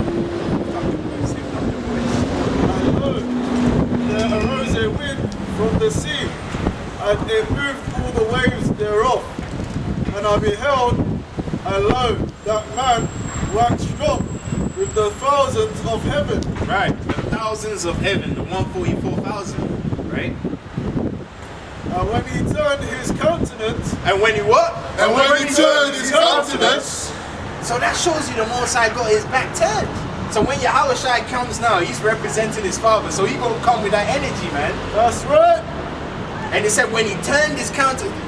So that means when he made the entrance, he had his back turned. that's right. Because why does it say when he turned his countenance? Because if he's coming facing, right? But that shows you he didn't come facing. He come with his back turned to the bullshit. And then when he saw the violence, that's when he turned around and said, huh? And then what happened when he turned around? And when he turned his countenance to look, all the things trembled that was seen under him. Did you see that? All the things trembled because that was the end of them. Read. And whensoever the voice went out of his mouth, and they burned that heard his voice. Did you see that? So when he turns around, everything is dying, bro. That's how the Most High is. That's why he told Masha'ah, I can't show you my face, because if I face you, I'm gonna my essence will destroy you. You're just gonna die. They're going to take my energy. Like as the earth faileth when it feeleth the fire. There you go, and that shows you the Lord is a consuming fire. That's right. That's why he chose Moses, because Moses represents the water to stop him from killing you niggas, man. Because every time he heated up, Moses cooled him down. Every time he heated up, Moses cooled him down. So the Most High is wise, man. He said, let me pick this guy, because this guy is going to stop me from killing you niggas, man. And that's what happened when he was ready to destroy them. Moses came and what? Interceded. Right? Just like a lawyer does. That's right. Yeah, man. And where did they get the lawyer? Just like a lawyer. Your lawyer defends you in court. That's right. You see that? Yeah, that's it on that one. Right, so hey, let's carry on, man. Genesis 49, a precept showing how Judah together with oh no, actually we haven't got to that one yet. Right, so get Myanmar, actually Zakwana, you could get this. Get Genesis 49 verse 10. Alright, so this is gonna show you Judah and Levi together. Because what? Levi joins the two sticks, then he gives it to Judah. Because Judah is hand. Or Genesis 49 and 10. Nah, we ain't read that. We were reading this. I just spoke about it. So Genesis 49 and 10 is No, this is Genesis chapter 49, verse 10. The scepter shall not depart from Judah. What? The scepter shall not depart from Judah. There you go. Nor a lawgiver. No, a what? Nor a lawgiver. Who's the lawgiver? Yeah, it's It's Levi. Levi, man. Now, yo. Nor a lawgiver. Nor a lawgiver from between his feet. There you go. Until Shiloh come. There you go. And of him shall what? And unto him shall the gathering of the people be. Right, so the people will be gathered unto Yahweh Shai, man. But someone has to go and raise up their heads, and that's what we're doing. Sure. But brothers are too blind to see. That's why we're saying, you know, especially for that GMS South Carolina guy, it seems like we need to smack him on the head. Because that's what's going to wake you up. Right? Jake needs to get a smack on the head. Because Jake is, you know when someone's dozing off like that. Let's go. Bang. He's too caught up in his own movie. Because like I say, so many subscribers, he thinking he's some GM, and they always say that we're the top. So they don't see a church that the Most High will use to bring out the next step. And I don't even believe there's a next step. You know what I'm saying? They think they're the final boss. Yeah, I think they're the final. But we clearly see, look at this. Yeah. Now, but hang on. What's coming on? That's Apostle Tahara's brother. No. And Apostle Tahara never did it by himself. He needed Aaron to help him to do what he did. But the Most High being merciful, he put Aaron here and he put Moses over there. With Gorilla Hebrew, Eliezer. See what I'm saying? So this whole thing is spiritual, man. So you can't, so that shows you that what? Moses was going to do his part in this regeneration, and Aaron was going to come and do his part, man. And also, Aaron going back to Matthew, and Matthew being a disciple, so he's going to be in the church of Yahweh Shai. There you go. That's how it is, man. That's how the Most High, that's how he did it, man. That's how he patterned it. It is what it is. It is what it is. Yeah. Because that's his direct bloodline descendant. You know, Moses and Aaron were, and it's funny because they both got the light. Come on, man. Actually, you can't make this. Okay, so I made him light skinned. And also, it's spiritual. That's mad, isn't it? A lot of those Levi I gave are him the light honey skinned, badger bro. teeth as well. No, a lot of Levi are light skinned, and it goes back to one of the guys, except me. It goes to one of the guys, one of the son of Levi, and his name, his own and means light. And also Aaron means light bearer. Light skin. Light bearer, yeah, light. Yeah, you can mean light as well. My dad was a light skin brother. What did he say about Moses? He said he was fair. Not fair, yeah. That means he was a fair baby, man. He was light skinned, bro. That's why the mom put him in a basket, because she was like, nah, the baby was goodly. A fair baby, you know? Come on, man. But you see, brothers are blind, they can't see. All the signs are there, but yeah, still. because the Levi are light, so they're light bearers, and that's why they have that light, something the light bearer. They bring what? Light. The law is what? Light. The law is light, yeah. The law is the light. There you go. Right, so Genesis 49 verse 10, a precept showing how Judah together with Levi will structure all Israel into the Lord. Hence the mention of lawgiver, okay, which pertaineth unto Levi, as the oracles of Yahweh were given and received, okay, by that, were given to and received by that tribe at the hand of Mashah, because Mashah received the laws. Right? And also we got the 10 commandments here, alright? We got the first commandment, La'a Achara Alahayama Ayla Yahweh. Thou shalt have no other gods before Yahweh. Alright? Second commandment, La'a Shachaha Pasala. It says no graven images, man. That's why the Most High gave the tribe of Judah to be your graven image. Judah, thou who thy brethren shall praise. That's why every time you're praising the Most High, you say what? But Hashama Yahweh Shai. Through Yahweh Shai. Through Judah. See that? So the third commandment. So the third commandment, Shama Yahweh Sha'wa'a. It says do not or thou shalt, because every time you see La'ah it means thou shalt not or do not. So it says thou shalt not take the name Yahweh in vain, man. And a lot of brothers are doing that. They think it's not a big deal. But you're gonna see that Shibboleth situation is gonna happen again. I'm telling you. You know what, that just don't mean like, saying like using the Most High's name, saying like God damn or something like that. That's not what that is. This is talking about using the Most High's name unfruitfully. You just bringing up Yahweh. He says the Most High's name is terrible. You know what I mean? So you can't just be going taking that name like that, listing as a proper, you're going to be using it for a real reason, like you're saying like prayers, probably verses, anything like that. And we can't be using the Most High's name for any reason. But also, it's how you pronounce it as well, you know. You know, it's how you say. If you say Yahweh instead of saying Yahweh, you're using the invader. You're taking away the vibration, man. You know what I mean? Walking in, man. Exactly. If you're rehearsing the righteous acts, you want to do everything to the point. Exactly. You know, we want to get everything correct. Hey, and that's powerful because when you got a football team, yeah, I found out that the players that come and play the real game, they're the one that perform very good on a regular basis when they're doing the training, when they do the rehearsal. Yeah. I'm not gonna put a guy that in the rehearsal. That's why the guy Drogba was saying that when he train twice as hard as when he plays. Yeah. Because if you can rehearse twice as hard, you're gonna perform proper. Yeah. That's right. You know what I mean? So the rehearsal is no game. You gotta do it right. Especially when you're shown. Oh, listen, that's the name, the 4 characters. Yeah, 4 characters. But brothers are still in that,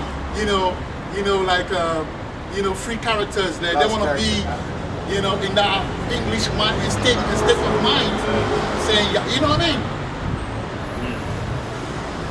Right, so let me finish off these commandments. So the 4th commandment is Zakara, Yawama, Shabbatha, Kwadasha. Remember the Sabbath day to keep it holy. Alright? The 5th commandment is Kabada, Abba, Wa Ama. Honor your mother and honor your father and your mother. Okay, Kabada, Abba, Wa Ama. And the 6th commandment is what? La'a Ratazacha. Thou shalt not kill, or do not kill. La'a. So that's the 6th commandment. So the 7th commandment is what? La'a Na'a Pa. La'a Na'a Thou shalt not commit adultery. La'a Na'a That's a big one for them. So all of you niggas are like They make songs about it. Na'a with other people's wives. Yeah. You gotta be careful, man. Hey, that's very it's dangerous, man. You know? Songs are dangerous. It's dangerous. You gotta be careful. That adultery thing is serious, man. You gotta be careful because these women will destroy you, you know. They will bring your spirit down and you're not gonna be able to perform on a high level. You saw what happened. I mean, come on, we've seen mighty men fall. Solomon, the wisest king ever, he fell because of women. Samson as well. Samson as well, man. Okay? Wise man. So you gotta be careful, man. Women can bring you down. Don't be looking at them like they're feeble. They will bring you down, man. They will humble you. They will. You're meant to be humbling them, but they can humble you as well. They got ways to humble you. Just give them the power and they will. Bro, they've been humbling Jay. They've been humbling Jay. You see some big nigga with some small Eve, and the Eve is just pulling him around. She just say, hold my bag, stand in the corner until I need you. You see that big nigga just standing there like that. Because he was raised by his grandmas and aunties, man. So his spirit has been humbled. Because from when he was young, his aunties, his mom, his grandma used to slap him around. So he grows up now and he's got a tampon on. And sorry to say, a lot of the brothers in the truth, you behave like tampon boys. Okay, because this new wine is what? It's got a masculine alpha energy about it. So the fact that you guys are not reacting to it in the expected manner shows you're effeminate. And it shows you need to look yourself in the mirror and ask yourself, are you really a man of Yahweh? Are you really ready to be part of the Bayata Dawada? Or are you just saying it because it sounds good on camera? Because we ain't out here for a performance, you know, even though some brothers say, oh, he's such a good actor.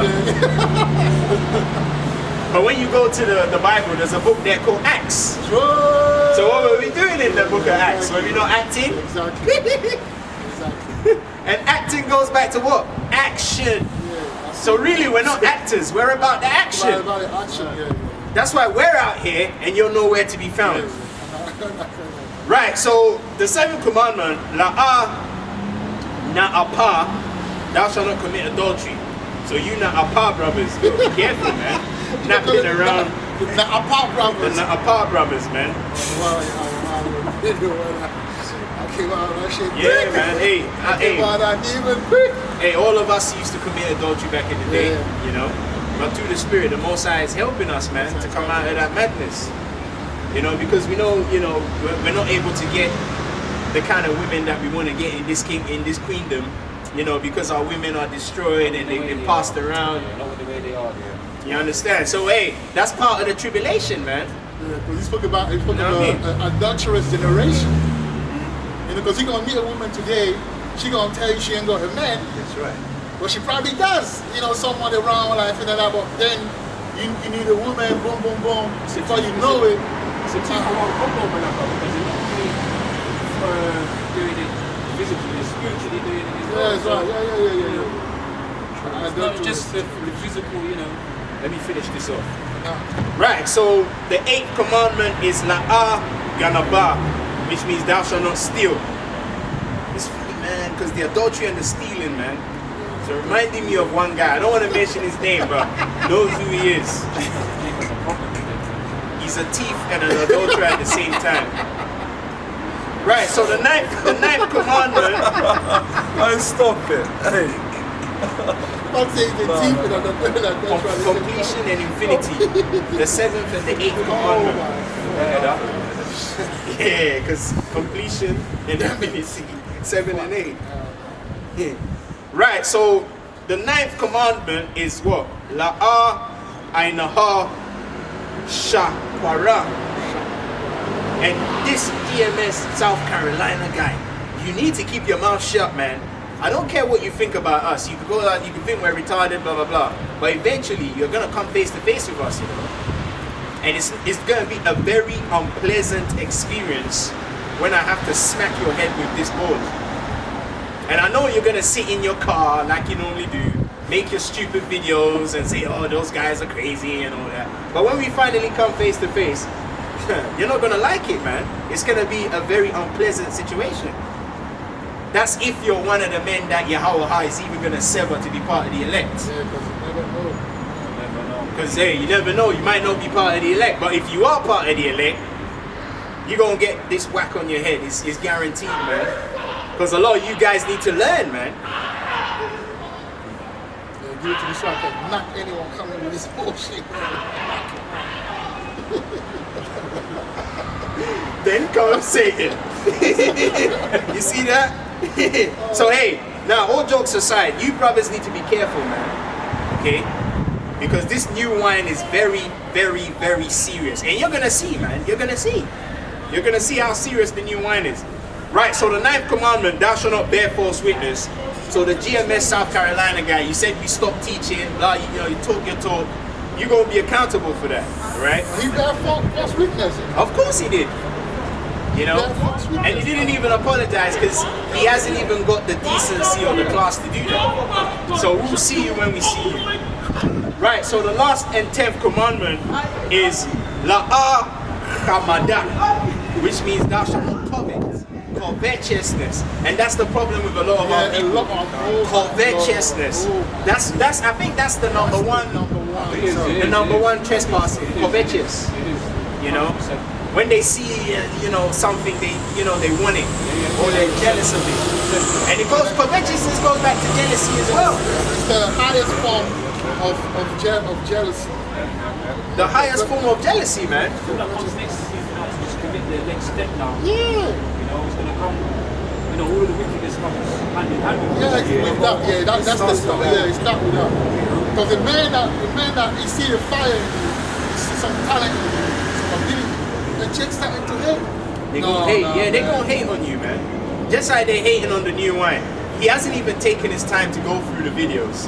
And then he comes on and says, oh, some of you niggas, you know, with his funny, he sounds like that guy from Family Guy. You know that black guy from Family Guy, what's his name? Cleveland, yeah. some of you guys, you come on camera and you think that you better than the apostles and elders. We don't care about that bullshit, man. This is new wine. If you can't debunk the new wine, keep your mouth shut. How many times do I have to say that, man? But like we're saying, the Kaboko season is gonna really bring clarity. Right. So where we at with it? So Genesis 49. Right. So the hand of Mashahar to bring. Right. So the term lawaya also brings to mind lawyer. Good. Because that's how some Hebrews say lawaya. They say lawyer, but it's meant to be lawaya. Yeah. Yeah, but it sounds like lawyer when they say, you know.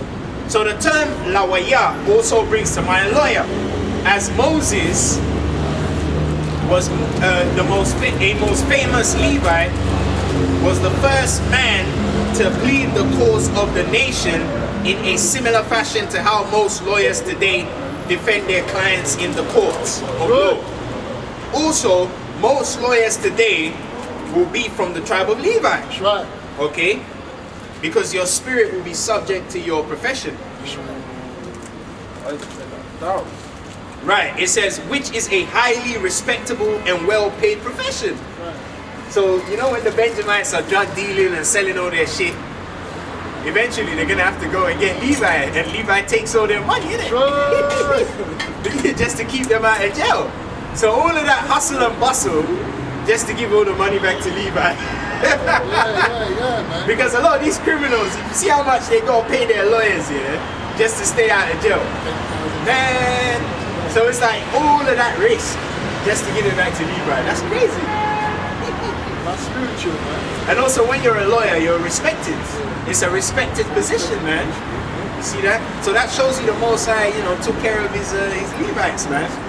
You know, he always puts them where the money is, you know. Because why? They didn't receive no land. You 12 tribes took all the land to yourself, and you still didn't want to pay your tithe. So the Most High gave them a way out, man. You know? Say, hey, come and join this law firm, man. Read it. And also it shows you to Levites, you know, they're literate. They read. Yeah. Because to be a lawyer, you know, you gotta be someone that likes to read. Yes. You have to pass the bar, innit? Yeah, man, to water heart. Gotta be into studies, man. Gotta be into study. So that shows you this new wine, you Levites need to get on it. Because right. that's your thing, man. That's your thing. You know, studying, that's your thing. But The rest of the tribes might be a bit lazy, but Levi studies, man. Okay? Right, so continuing, it says, the most famous Levite, Moses, was the first man to plead the cause of the nation in a similar fashion to how most lawyers today defend their clients in the court of law. Also, most lawyers today will be from the tribe of Levi, which is a highly respectable and well-paid profession in today's society, as it is the grassroots which stem back to the very beginnings of the role of a Levite as Lord Atoner, because that's what the Levites are. The Lord Atoner, the number one atoner for the nation of all Israel. So that's a Lord Atoner. Malaka Karatha, man. You know, back in the regeneration as Karatha. And he's in the church of Yahweh Shai. So you brothers can't say you didn't see him. Okay? Yahweh sent him all the way from his tabernacle so you can see him with your eyes. Because the Most High is what? A living power, man. You guys are trying to make it out like he's some fictitious character. The men of the Lord are here, man, and they say it all the time. Okay? Right, so Exodus 32 verse 10. Let's get that. Exodus 32 verse 10. Exodus 32 verse what? The Eve.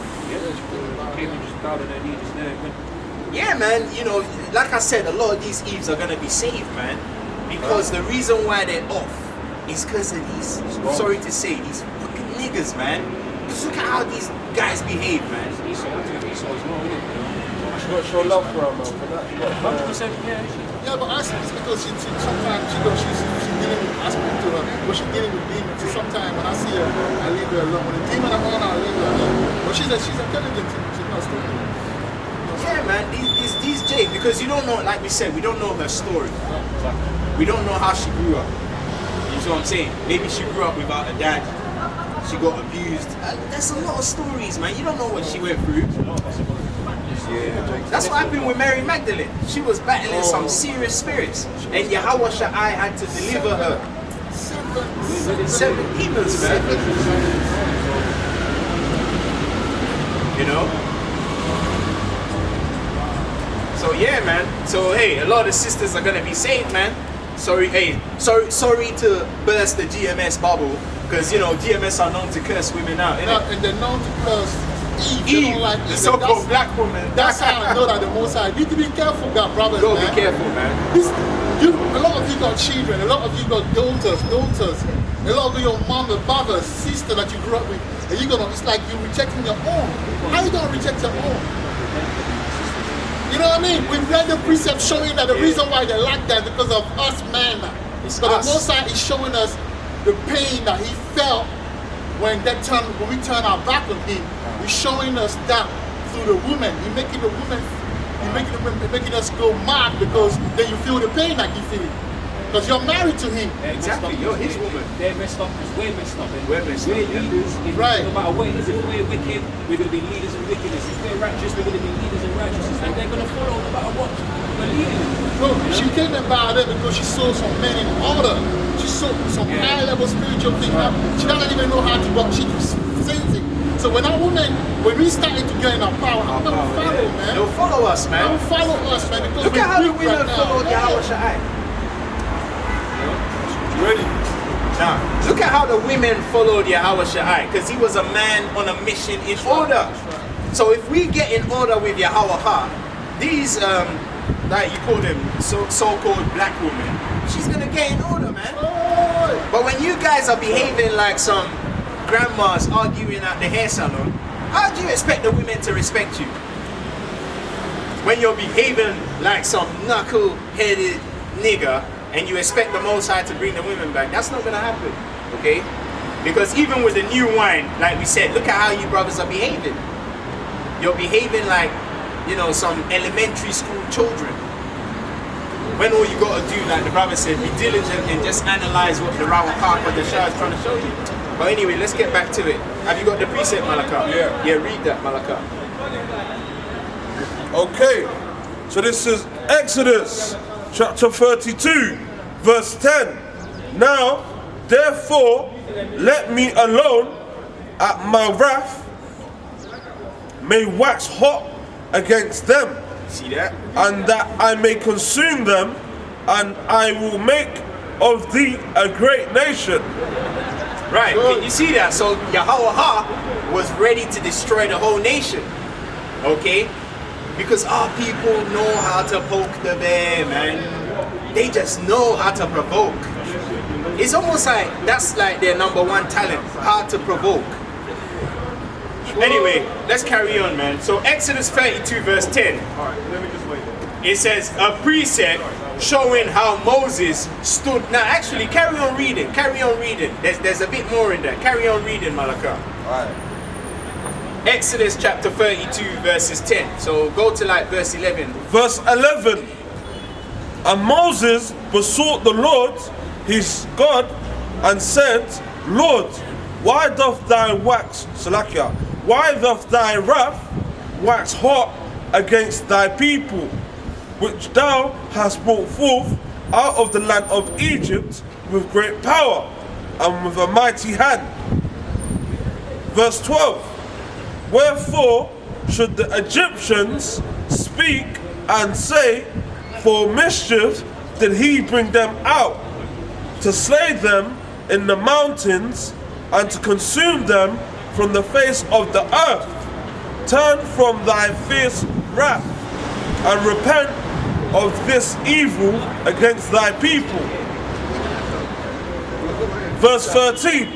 Remember Abraham, Isaac, and Israel, thy servants, to whom thou swearest by thine own self, and saidest unto them, I will multiply your seed as the stars of heaven, and all this land that I have spoken of will I give unto your seed, and they shall inherit it forever.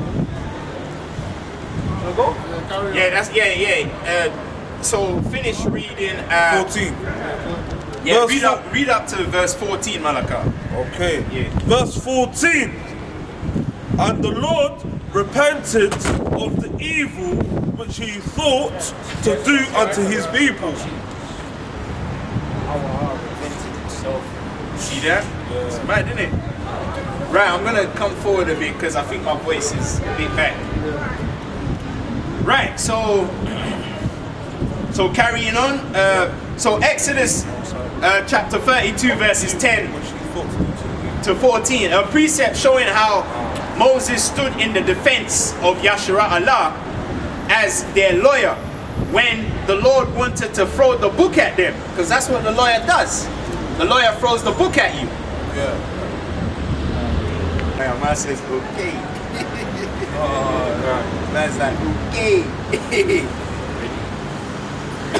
Right, so continuing, Genesis chapter 32 verse 10, a precept showing how Mashahah stood in the defense of Yahshua Allah as their lawyer when the Lord wanted to throw the book at them.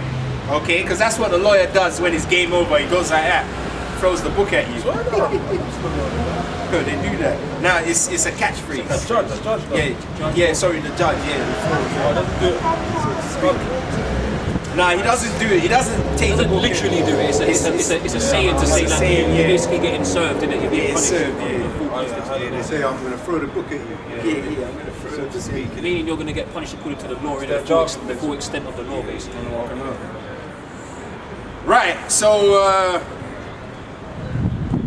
to throw the book at them, and Mashahah successfully managed to turn his wrath away for a time, because the Most High still came back and fucked them up, but he was able to cool them off. Right, so this is the same kind of scenario that happens in court when a defendant's lawyer steps in to turn a conviction into a release. Right. Because that's what lawyers do, man. They try and, They say objection, Your Honor. objection, yeah. That's right. You know? Right, so also, since the Lord is a consuming fire, alright, it shows the intelligence behind Yahweh choosing Mashahah, who represents water, That's right. to be the cooling effect during heated moments when dealing with the rebelliousness of the tribes. That's right. Because hey, what does the scripture say? Yahweh is a consuming fire. That's right. That's why he chose Moses to be the cooling effect. That's right. And then Moses played that role perfectly when Yahweh was ready to destroy them. See that? Mediator. Right, so alright, brother Yahweh, get Lamentations 3:22, man. Lamentations 3:22.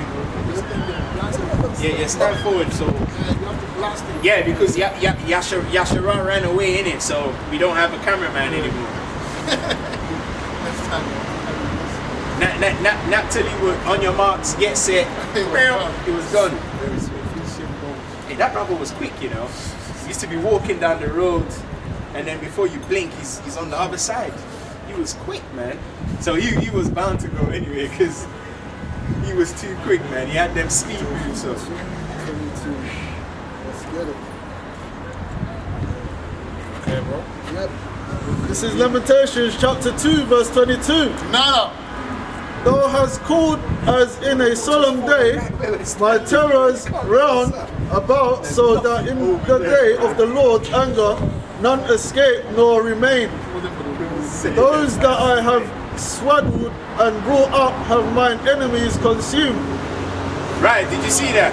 Hey, read that again, I didn't catch it. This is Lamentations chapter 2 verse 22.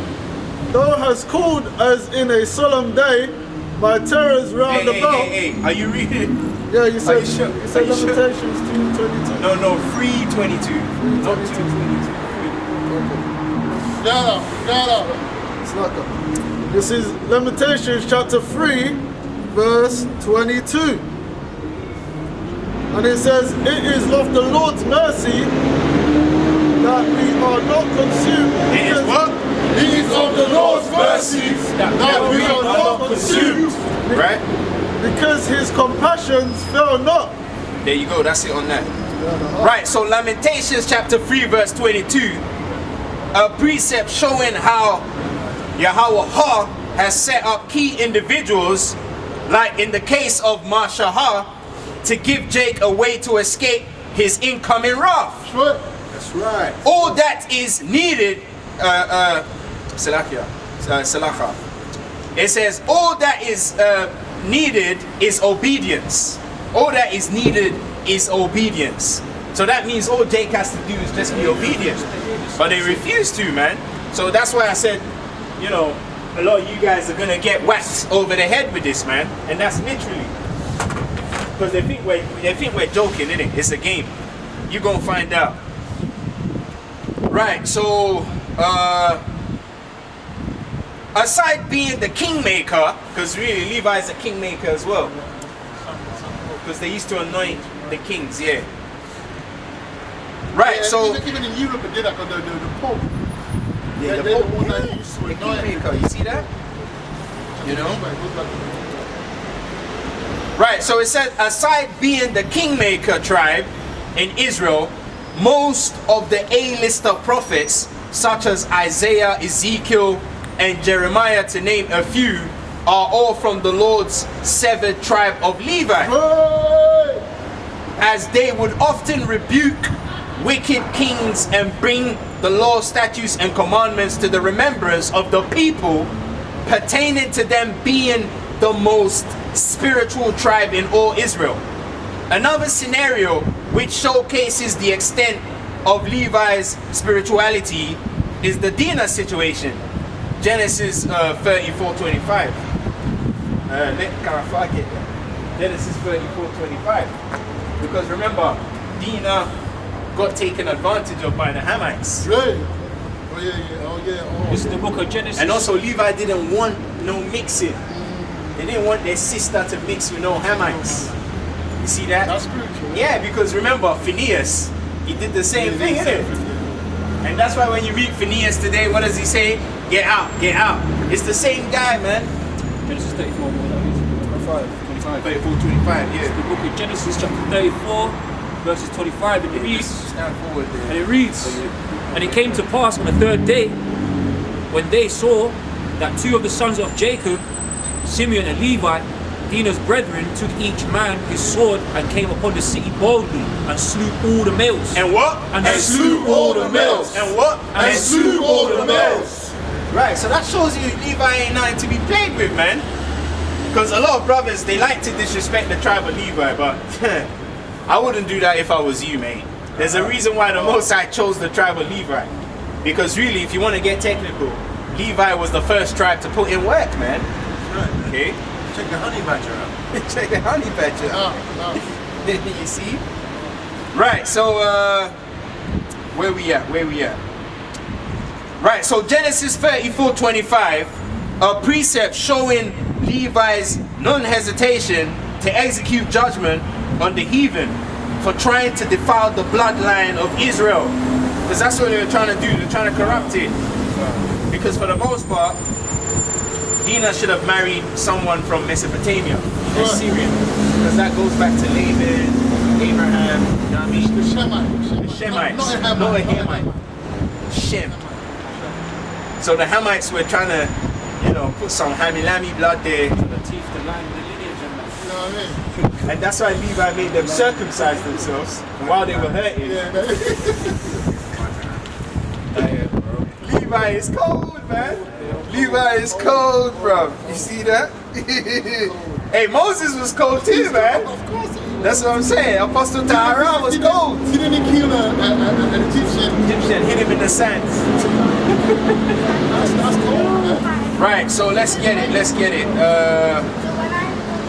Right, so Genesis 34:25, a precept showing Levi's non-hesitation to execute judgment, because that was judgment, on the heathen for trying to defile the bloodline of Israel, making them the first killers in all Israel. So all of you guys that say you're some real killers, you ain't no real killers, man.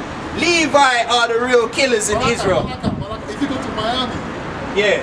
the Zopan, they don't know about the Zopan, the Asian. brothers, They're nothing to be played with, bro. Even the Benjamin are scared of these guys. The Asian are the real killer. The Levi are the real killers, bro.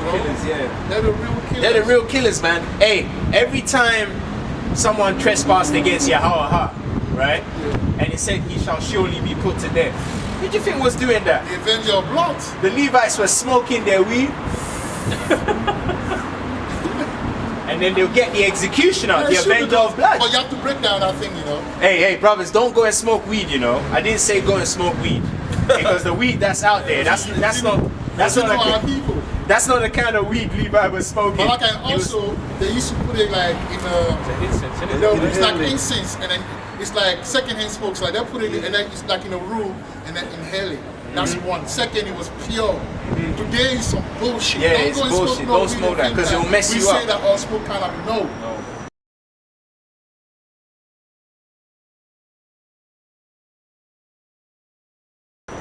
Maybe in the kingdom, if the Most High, you know, we're gonna smoke it. That's herb. He has seed in it. The Most High say, eat every herbs that had seed in it. Consume every herb. That one has seed in it, man. But it has to be the real one. It's medicinal. It's medicinal, bro. And also the thing with the what was that the thing that Levi smokes? Because a lot of the Levites in Jamaica they smoke it. Oh, how good and how pleasant it is for I and I, brethren. It's like the fresh nice upon the air, and down the air. Even you're all here and bend down to the skirts of his garment. That's a walk there, man. The tool of the same power.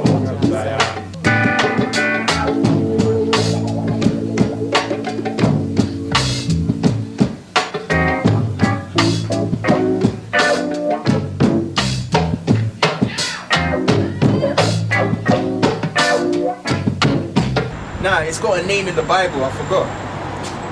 It was meant to be made with the holy oil for Yahweh in Exodus. Cannabism. Yeah, that one. Cannabism. Right. So that one, there's nothing wrong with smoking that, but what we're saying is you can't get the pure cannabis, man, because a lot of you guys are smoking some bullshit. That's why you're bugging out.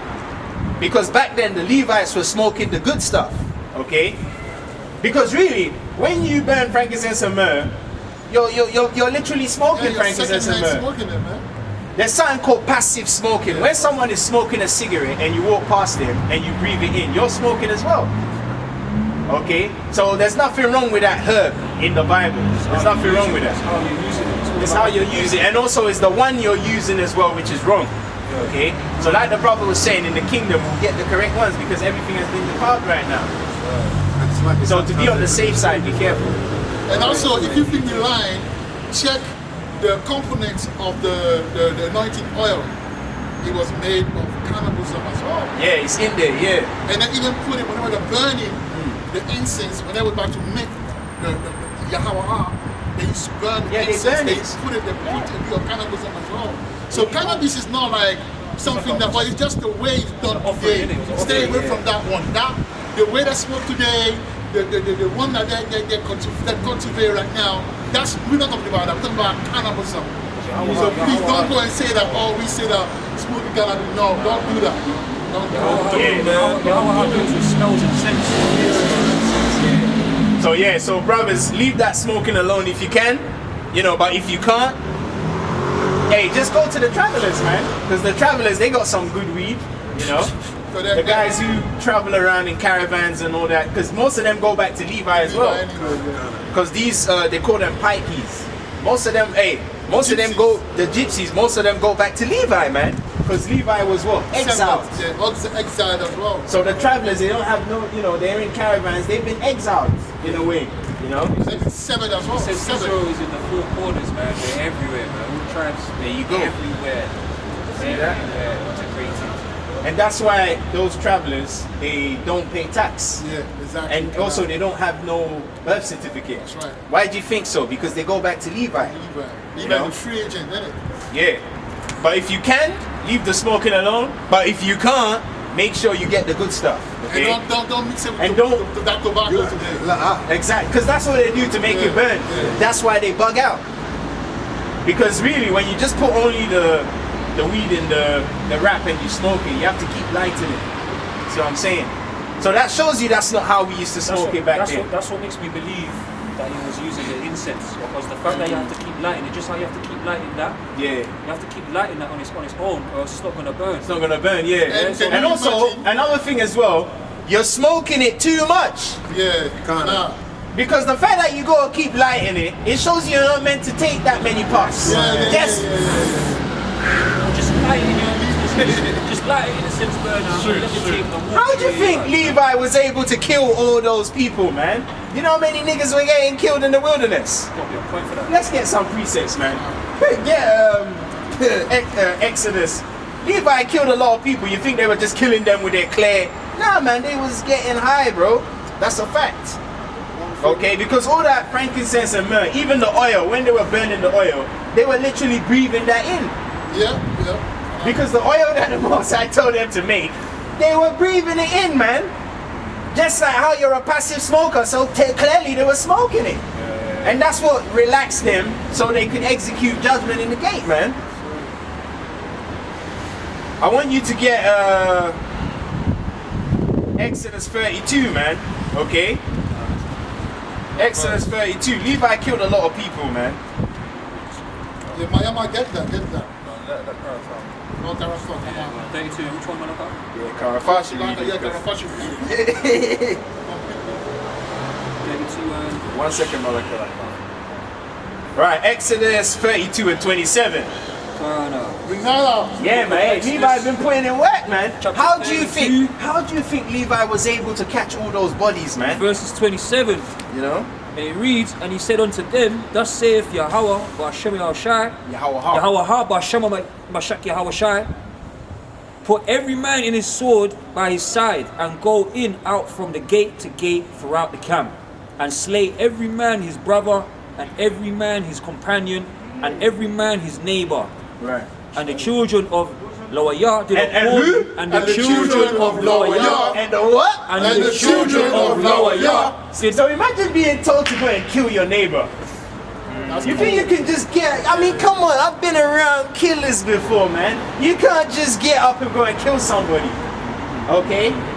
You can't do it, bro. And the children of Loayah did according to the words of Mashah, and fell.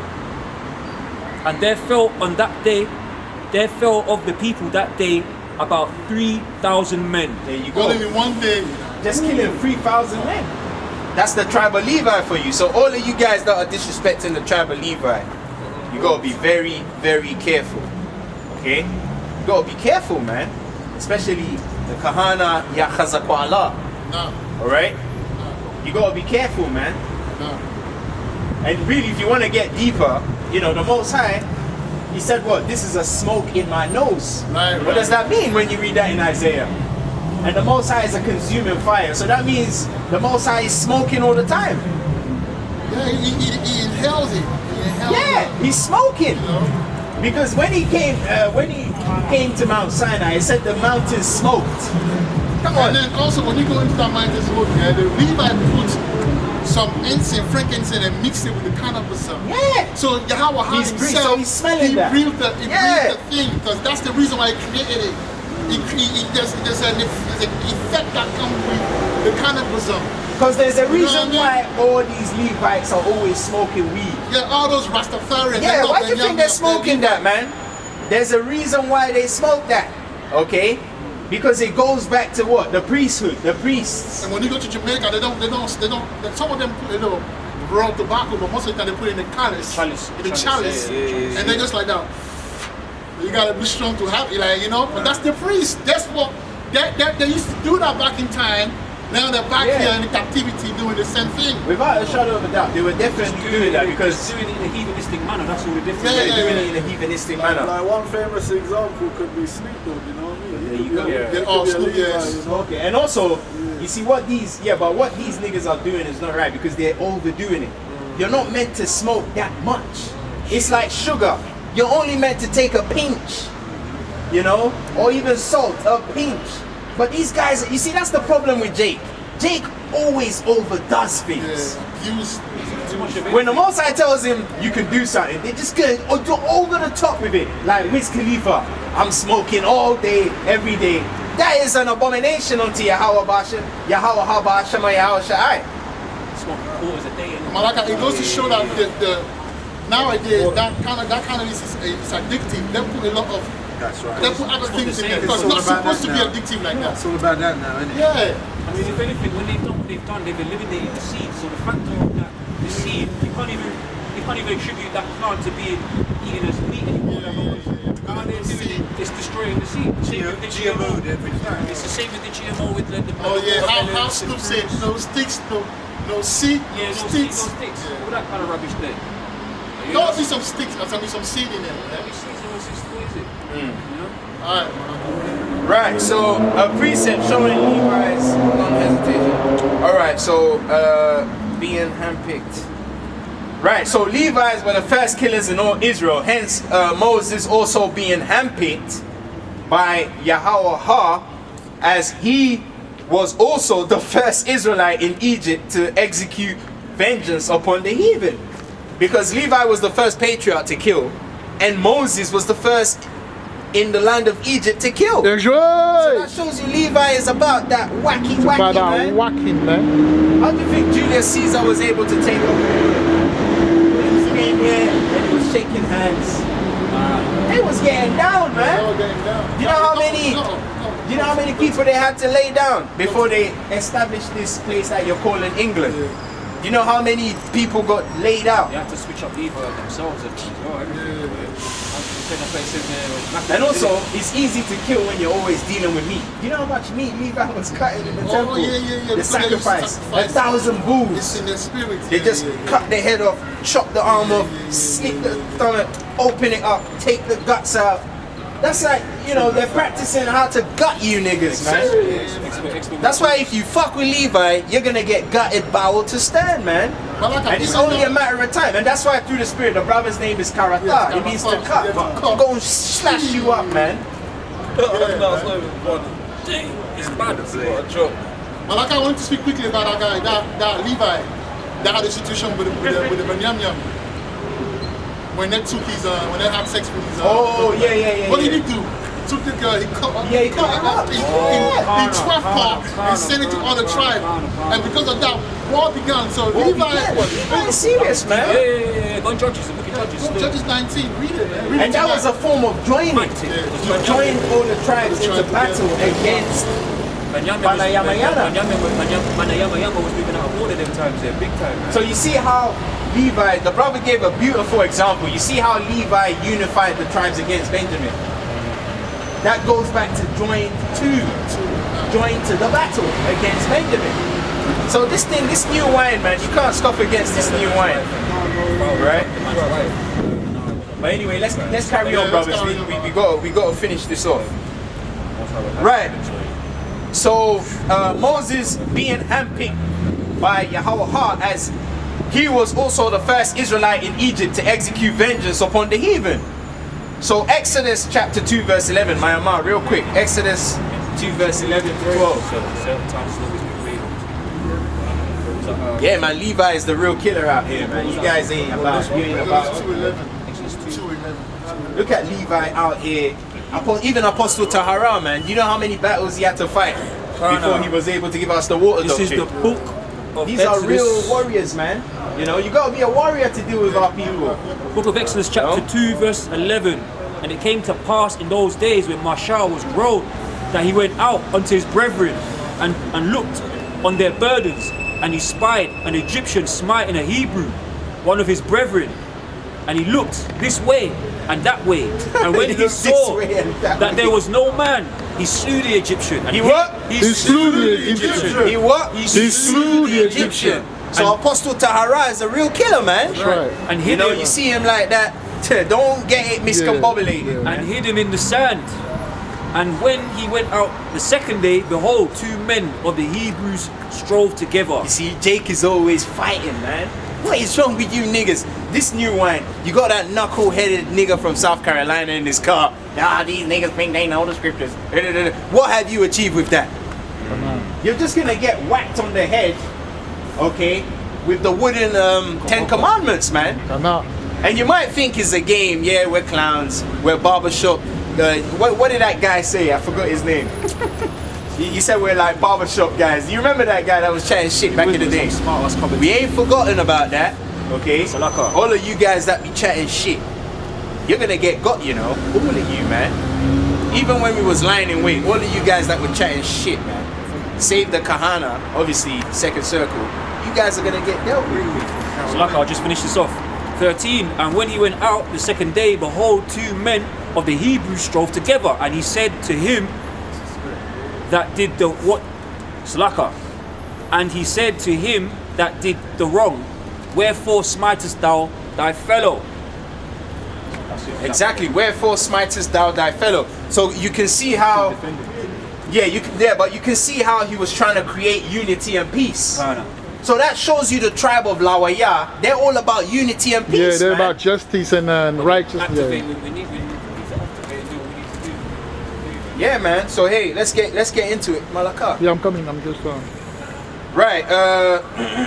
So Exodus chapter 2, verses 11 to 12. It says what? A precept showing how Levi loves to execute judgment and how they actively bring unity by joining amongst the tribes. Because that's what they do. They're the joining tribe. So basically they bring unity by joining the tribes together, man, uniting them amongst the tribes, which brings us to the precept in Exodus chapter 2 verses 13, a precept showing how Moses tried to reconcile 2 Israelite brethren pertaining to Levi, which means to join or unite, because that's what Leah said when she had Levi. Now my husband shall be joined to me. Now my husband shall be united with me. Okay? All this brings us to the most famous Levite of our time, Bob Marley. Because a lot of people say Bob Marley was an Edomite, but that's not true. Because we know that the Scottish go back to Levi. Okay? And we can verify that. Because the Kahana's, I think, great-grandfather is Scottish, man. You see that? And that's how we know the tribe of Levi came to Scotland. That's why the police force are called Scotland Yard. You have to remember what Scot means as well in the old English. It means black land. So Scotland, you might also call that black land. Black land. So that was the Dark Ages. Yeah, that's powerful. Scotland. Yeah, and why they dressing the code of the police? The checkers, black and white.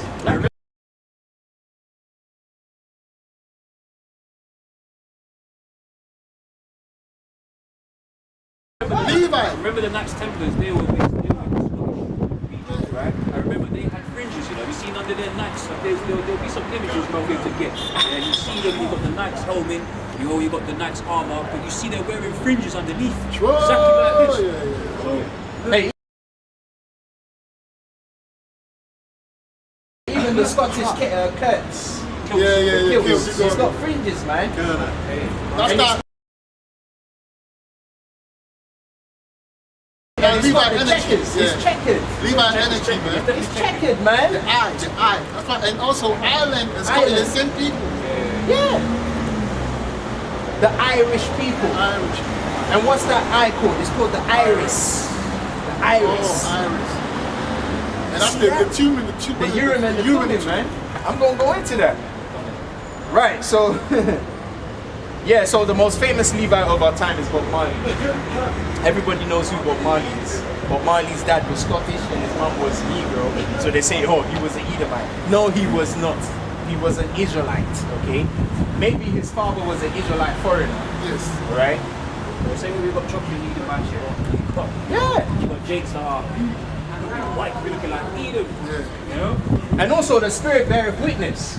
Look at how his music. Come on, man. You gonna tell me he saw ain't go do that. That music is, and also that's why it's Levi, because it's healing. Anyway, get that board ready. I'm about to do a breakdown about that.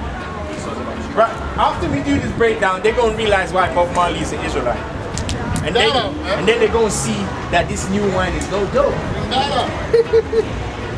Right, so Bob Marley, he was famous for his hit song, One Love. Remember that song? One love, one heart, let's get together. Doesn't that go back to joining? Let's get together. That's Levi joining. That's right. So how can you say that's a heathen? You must be mad. So yeah, clean up the board. I want to do a quick breakdown about that. Right, so Bob Marley, famous Levi of our time, is another classical example of how Levi through music spiritually tried to unite the tribes. Because that track was for the 12 tribes. Everyone else tried to join in and claim it, but that was for the 12 tribes. He was trying to say we need to come back together. That goes back to Ezekiel bringing the 2 sticks, man. There you go. See that? Wait, did he sing that as well? Yeah. So, hey, he was talking. The Most High was talking through him, you know? That's right. Right, so it says Levi tried to unite the tribes as the lyrics stresses that we must all get back together. Pertaining to the southern and the northern kingdom, sticks coming together. Okay, the 2 lamadas of the tribes joined together also displays an unmistakable heart shape. So let me show you. Because basically, you know when you know lamada, it's a heart. So basically the lamada, okay, which goes back to the sticks, the lamada is like this, it's like that. That's the lamada, isn't it? So when you have 2 lamadas, okay, so I'm gonna do it like this. And then you put another lamada, what do you get? Love. You get the heart, man. So you put 2 lamadas together, and what was Bob Marley saying? One love. So basically the 2 lamadas, okay, the 2 lamadas coming together will make what? One love, one heart. See that? So you see, we ain't making this up, man. That was the Rawachakwa Dasha. Right there. The intricacies of Yahweh.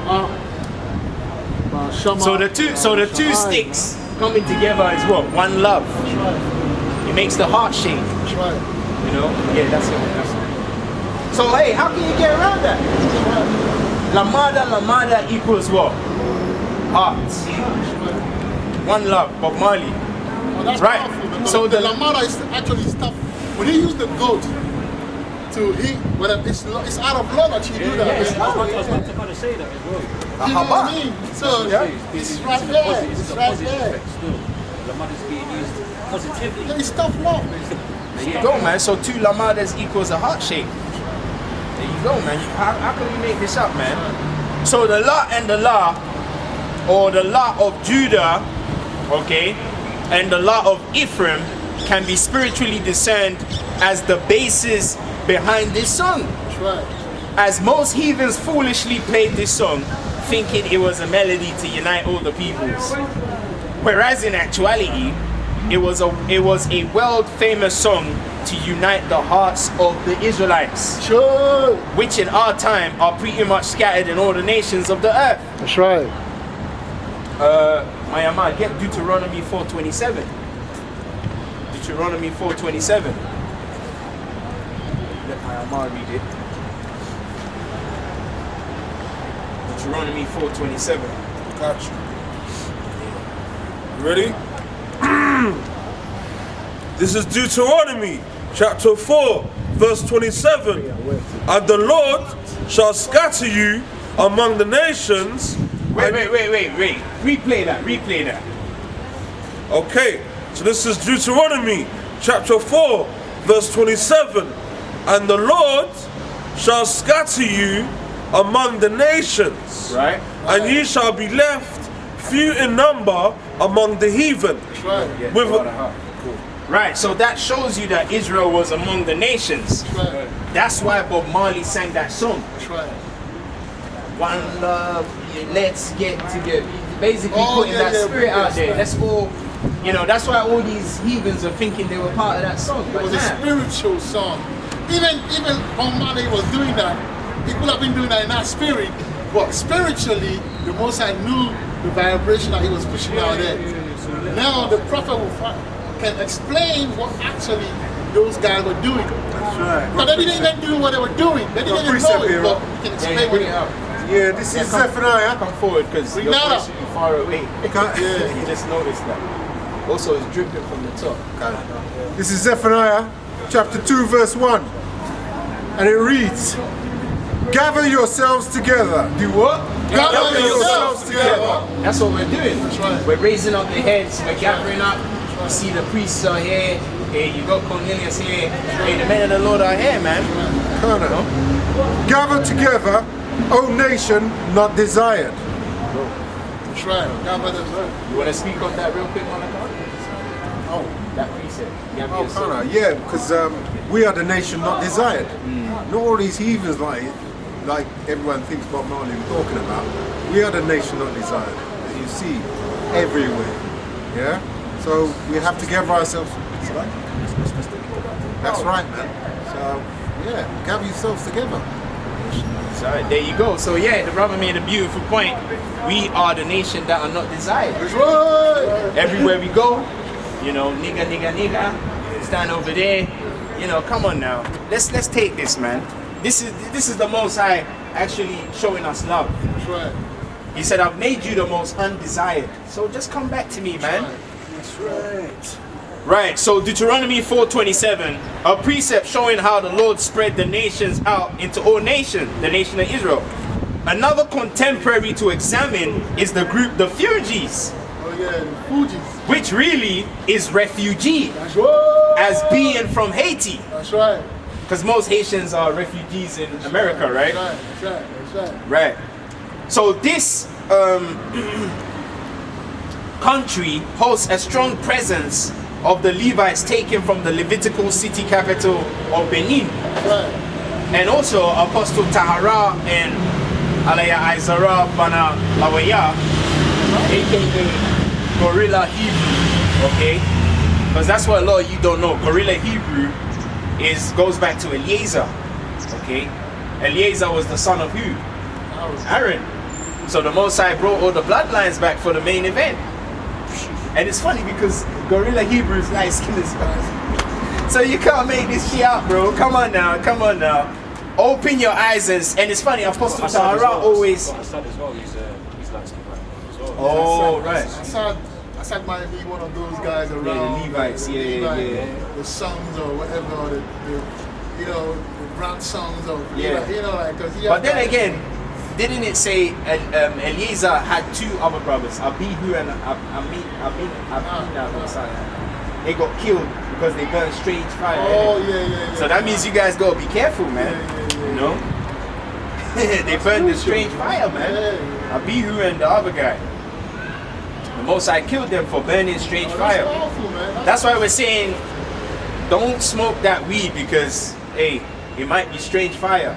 Because you don't know what they're putting in, all kind of chemicals and stuff, you know. Yeah, so if you take that chance, that's on you. Play it safe, man. You know, play it safe, man. Just, you know, avoid. And besides, what do you need to smoke for anyway? Most I ain't asking you to go and kill anyone. You know, the Levites used to do that to calm themselves down, so they could get the job done. Because it takes a lot to kill a man, you know. You can't just kill a man with your clear eye. If that's what people tell you, that's a lie. Part of it is not that easy. Part of it is to get rid of your conscience and your... Yeah! to do something like that. To kill a man ain't easy, man. A lot of killers go crazy after. Yeah! So like it is, you're either going to be a natural killer who's wicked at heart, or the Most High is going to put the spirit on you. The Most High put the spirit on the and then that's when that... Just like the executioner in the time of Henry VIII. Yeah! He used to cover his face with the black thing. Because you don't, you know, it's that conscience. Yeah. Because the man has a conscience. He could be mourning under there. He could be crying under there. I've got a testimony. When I was younger, a guy across the road was dying, and I went to give him mouth to mouth. And as I was giving him mouth to mouth, afterwards he died. And the feeling was immense. Oh man, It's no joke. It's no joke, man. It's no joke. You know, that's why in most cases people pay money to other people to do a hit for them because they don't want to deal with that. They don't want to deal with that. You know what I'm trying to say? But anyway, let's run through this real quick. We go get out of here. Right, so the Fugees, all right, Wycliffe and Lauryn Hill, you understand? Those are Levites, man. And you see the kind of spiritual music they was making, all right? So it says this country hosts a strong presence of Levites taken from the Levitical city, Gorilla Hebrew, Apostle Tahara, okay? It says, which is no coincidence, as both go back to Moses and Eleazar, respectively. This also explains how the Lord has exiled the rest of the Levites abroad. Hence, Africa seemed like an unlikely place to be the land of milk and honey, as the people make the place. And Levi has been exiled for a long time. Because the Most High took Levi out of the land, man. I'm talking about the best Levites, like Karaka, Yachazakwala, Apostle Tahara, you know, Gorilla Hebrew, Yashai Yahawaha. You know, these are the who's of the nation of Levi, of the tribe of Levi. So once the Most High takes these individuals out, the law leaves, the customs leave. That's why you don't see the Lashawana Kwadasha in West Africa like that, because what? The lawyers, the Levites were the ones who were advocating that. They were the ones who was pushing that vibration on the people, man. Okay? The one that stayed was the descendant of Hebron, because his name goes to charmer, magic spells. That's that voodoo. The voodoo guys, yeah. Some of the children stayed, but they all that, you know, that. Yeah, the voodoo squad stayed because the Most High wanted to use them to destroy the people. Yeah, because what does the honey badger do? He releases a foul smell, and that's what through the Spirit the Most High is using those guys to do. Yeah, that's voodoo. Yeah, release a foul smell on the people because they didn't want to appreciate the good side. Now he's showing them the bad side. See that? Right, so they've been exiled, and it said aside the fact that Onias built a temple, a completely new temple in Egypt, man. Because that's another point that is not being addressed. Onias built a temple in Egypt. Okay? A lot of people don't even know that. Which in today's terms is called the state of Israel. Because that state of Israel is part of Egypt. So for you niggas that say you want to go back to the state of Israel, you know, like I said, we're going to put you in a go-kart and send you back to Egypt. Because it seems like you got that leaven of wanting to go back to Egypt on you. That's why the Most High put through the Spirit, He sent you to the spiritual Egypt, America. Because for the most part, a lot of stuff is too much. There you go. They love it, man. When Moses came with the people, didn't they say that they wanted to go back? Yeah, they said they want to go back. That's the same thing, and right now they're fighting. You got certain camps fighting, you know, because of that, isn't it? They're fighting because of that, man. They're fighting the Palestinians. They're saying, "Oh, this is our land." And this is not your land, man. Come on. But you know what? Through the Spirit, we're gonna send them there. We're gonna send them there. When the Most High gives us the power, we'll send them there, and we'll leave them there. And then when we're having a party back there, and then they come and say, "Oh, where's my piece?" That's when you're gonna get slapped in your face, man. And that's when we're gonna show you all the shit you were saying. Because you saw what happened to the guys that gave a bad report about the land. They're doing the same thing again. The same leaven, man. They're giving a bad report. How can you say a land that is just oozing with resources has been given to a bunch of heathens? Milk and honey. A bunch of booty scratching heathens. Milk and honey, man. Our people are just ridiculous, man. But that goes to show you they need Levites back in the land. They need the quality Levites back in the land. You know? Because these personalities have been removed from the continent. So the people have become like animals now. That's why they can't relate with them. They look down on them. But those are the people, man.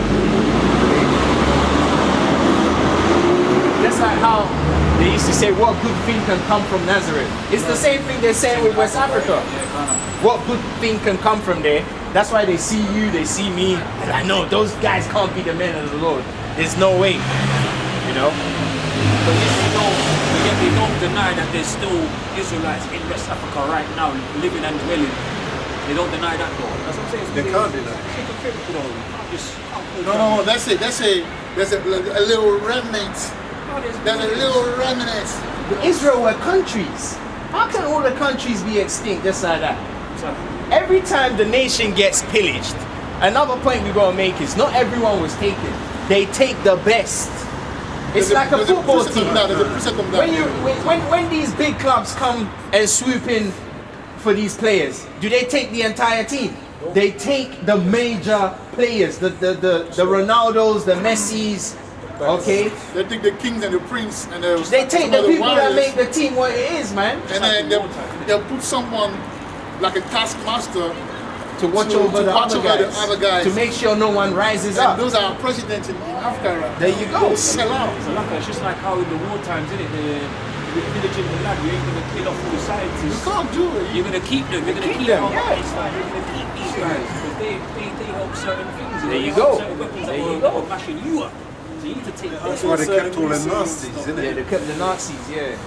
Because they showed them how to do the nuclear missiles. Who do you think came up with the nuclear missiles? It's the guys from the World War II, man. The same niggas. They're not niggas.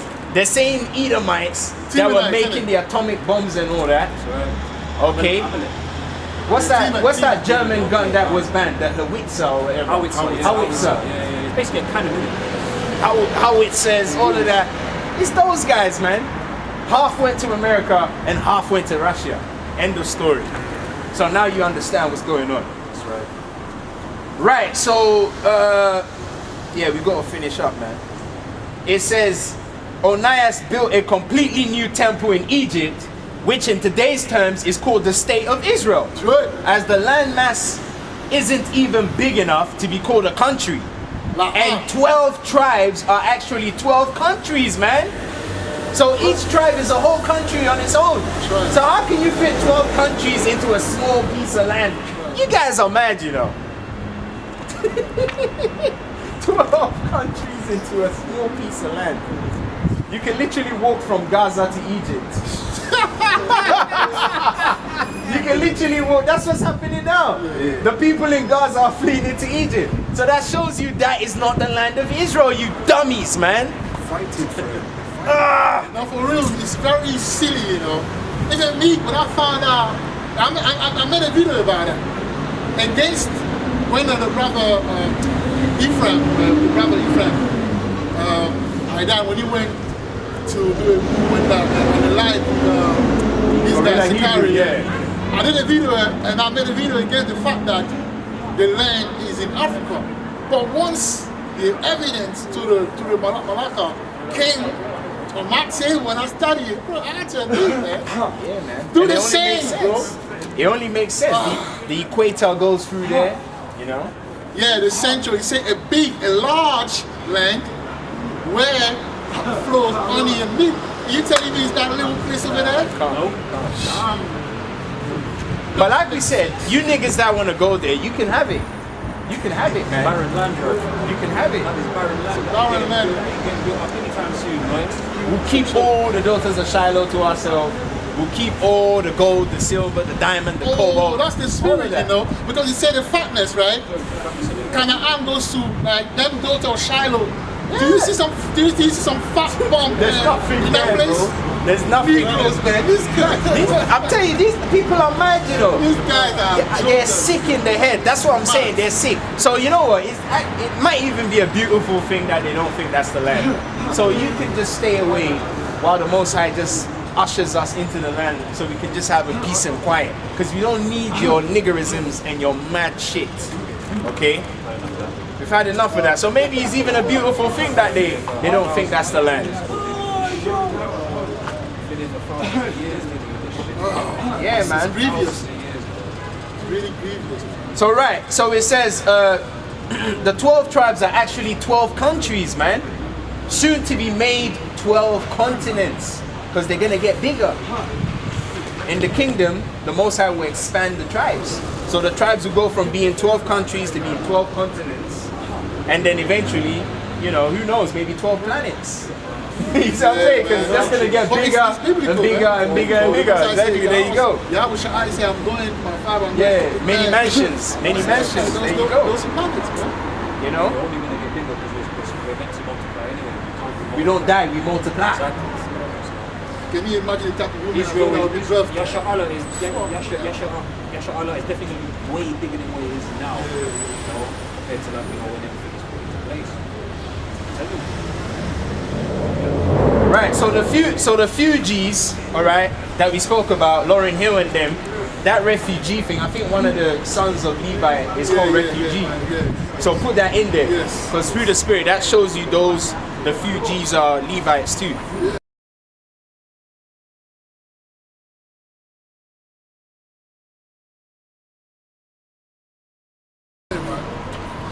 And also, they're from Haiti, right? Well, there you go. There you go, man. You can't make this up, man. There you go. You can't make this up. Right, so it says 12 countries seem to be made continents of the tribes after Yahweh rises up the heads. In rounding up the contemporaries, it is fair to say that all spiritual and healing music is mostly championed by the tribe of Levi. For instance, your reggae melodies and the entire dreadlocks look. Get Ezekiel 8 and 3. About Yahweh, Ezekiel 8 and 3.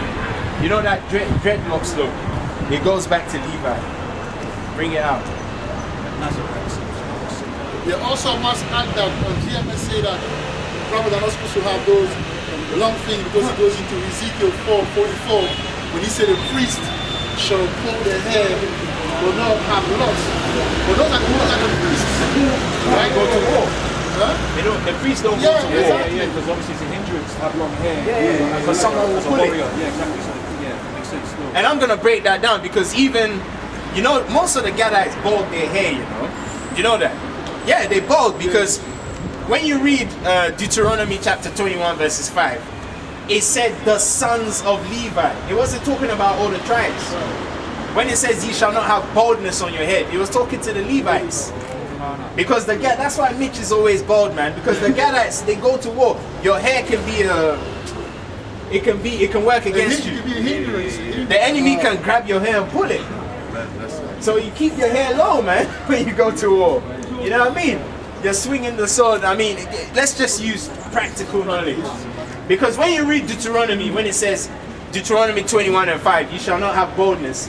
When you go to the actually, we're gonna get it after this. We'll get it after this. So like I was just waiting to say, it's the same. The hindrance is the same as when you don't gird up your loins. There's a way you're supposed to gird up your ephod. You get me? So you can fling out a kick, fling out a punch, run. But I don't even think we wore ephods to battle. No, I think it was something else. Definitely something else. Wear something that can't be grabbed. Yeah. You know. Yeah. Read that. This is Ezekiel chapter 8 verse 3. And he put forth the form of an hand and took me by a lock of mine head. By a what? By a lock of my head. It says a lock of my Tawadaha. So that shows you that the prophet Ezekiel, Yah Chazakwa Allah, had locks, man. Yeah, but now I don't though. Now the Most High is your father, isn't it? Spiritual. He make me proper like. You know what? Like on the head. You know what they call you know what they call this in Ghana? The Lord is my barber. They're not humble. Because you know it's funny, didn't the Most High tell Ezekiel to get the barber's razor? Yeah. So the Most High gave you a haircut. Oh yeah, it's true. You see this? Yeah, he told He said get a razor and then shave. Yeah. This side and yeah, it's like. So he gave you a haircut, man. The Most High gave you a haircut. That's spiritual. Man, no, that's spiritual, you know. So hey, you brothers need to stop scoffing, man. You need to stop scoffing, bro. There's too many signs. It just hit me now. There's too many signs. But you see the intricacies of it's even meant to be a sign to you. You know, just to show you, the Most High told me to get a barber's razor. So you don't even need to cut your locks. I say used to use that precept to say that we you can get a liner. But that's not what he's talking about. There you go. So get Deuteronomy 21 verses 5. Yeah, we'll be going soon. Deuteronomy 21 verse 5 because Is it Leviticus? I think it's Deuteronomy, isn't it? It's Leviticus. And then you go to Deuteronomy 20. Oh, is it Leviticus? Yeah, it's 21 and 5. yeah, let's check that one. Let's check that one out. Oh. They shall not make boldness upon Is their that head. Deuteronomy? Leviticus. Oh, Leviticus. Okay, yeah. So what does it say at the top? What's the title? Read out the title heading. Alright. Regulations concerning priests. Wait, what? Regulations concerning priests. Wait, one more time. Regulations concerning priests. So that was for the Levites. You guys need to start breaking down the scriptures properly, man. All right. Okay. Alright. This is Leviticus chapter 21 verse 5. They shall not make boldness upon their head. They shall what? They shall not make boldness upon their head. There you go. Neither shall they shave off the corner of their beard. There you go. So, that's it on that. So that's for the Levites, man. Oh, See that? you have the Leviticus 19 and 27, and he's saying you shall not round the corners of your head, neither shall thou mar the corners of thy beard. Okay. So that one's for that. Yeah, that's for lineups. Yes, line. But the balding of the head, that's for Levi.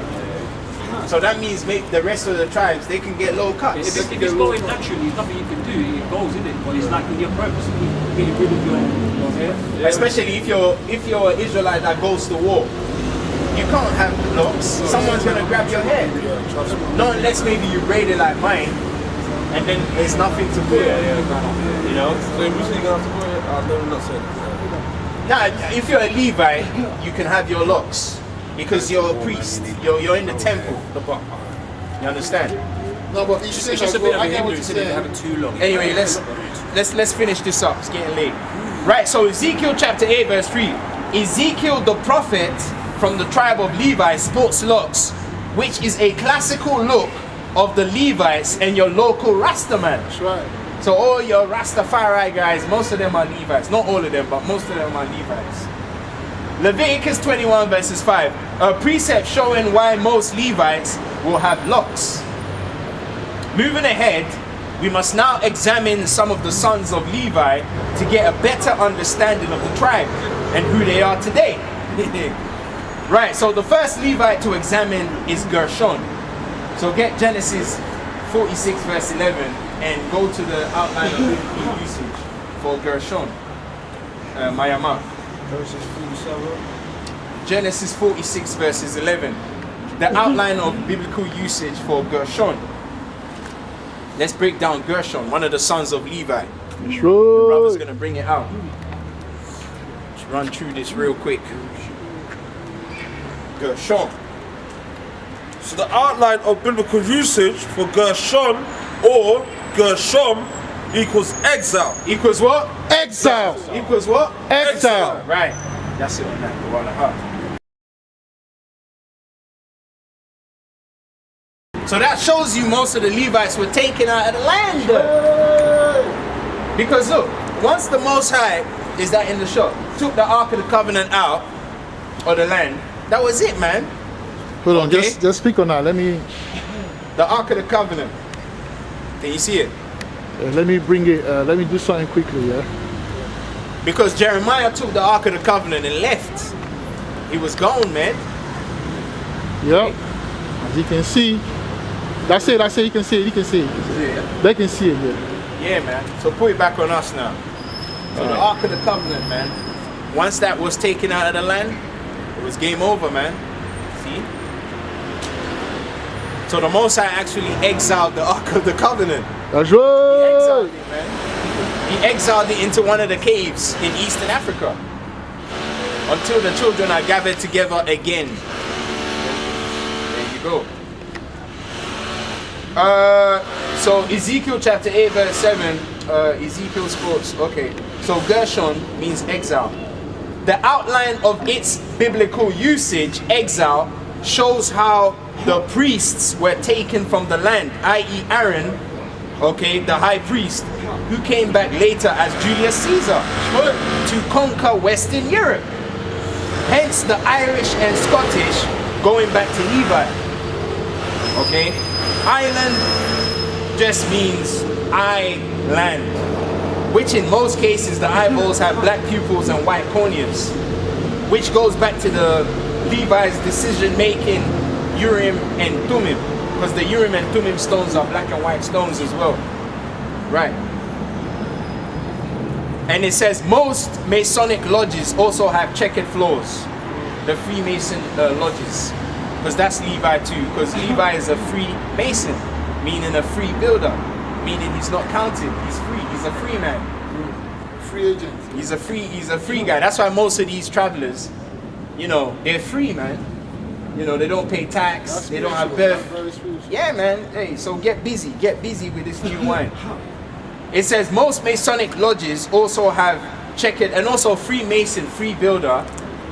There's a law that says if there's a plague in a house, the Levi has to come and examine the concrete and all that. See that? And also, you can't just build a house. Levi needs to make sure it's not blocking out the sun or the moon, or so basically they're like surveyors. So Levi would be a good surveyor. He'd be a good surveyor. Like feng shui, innit? Yeah. See that? They'll be good land surveyors, man. Right. So it shows how the priests were taken. Right. Corneas. Decision making, checkered.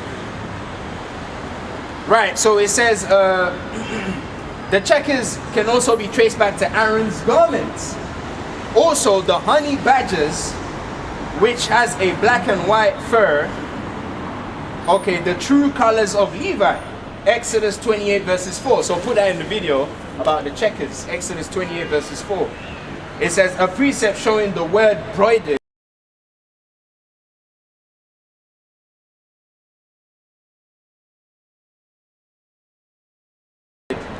Going back to, yeah, we're on the last page now. Going back to checkered. Also, most referees, okay, wear this. Have you noticed the referees wear the checkered? Yeah. See that? Which is spiritual, as Levi means join, and he is responsible for bringing harmony in games between the two parties, and also starting and ending the contest. So he's a joiner. The referee is like a joiner. He brings both sides together like that. You know what I mean? He's a joining man. Levi. Well, there you go. He's a referee. Yeah, the goalkeeper. Yeah, with the game. Yeah. There you go, man. That's very, very spiritual. Right. It says, which is spiritual, as Levi means join, and he is responsible for bringing the harmony in games between the two parties and starting and ending the contest. Most law enforcements, okay, i.e. Scotland Yard Police, have the checkers on their respective apparel. So put that in the video, the checkers on the police. Another son to examine is Merari. So get Merari now in the same precept. Merari.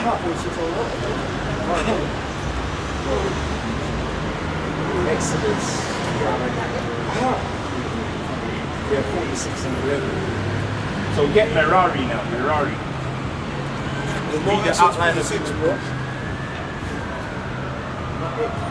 Genesis 46 and 11. Merari. Get Merari. So now we're going to break down another son of Levi, Merari. Okay? We're getting to the Nate thing, man. Because that shit was crazy. Nathaniel 7 goes back to one of the guys in the Bible, innit? Alright. So the And outline. you brothers are going to be intrigued to find out who Bishop Nathaniel is. We're going to find out who Bishop Nathaniel is of the IUIC, the fancy garment crew. Read that. Okay, so the outline of biblical usage for Merari equals bitter. Equals what? Bitter. Equals what? Bitter. Equals what? Bitter. Bitter. Right, that's it on that. Right, so Merari, okay. It says another son to examine is Merari, which means bitter. This describes the bitterness the office of being a prophet comes with. Because remember, most of the Levites were prophets, man. Okay?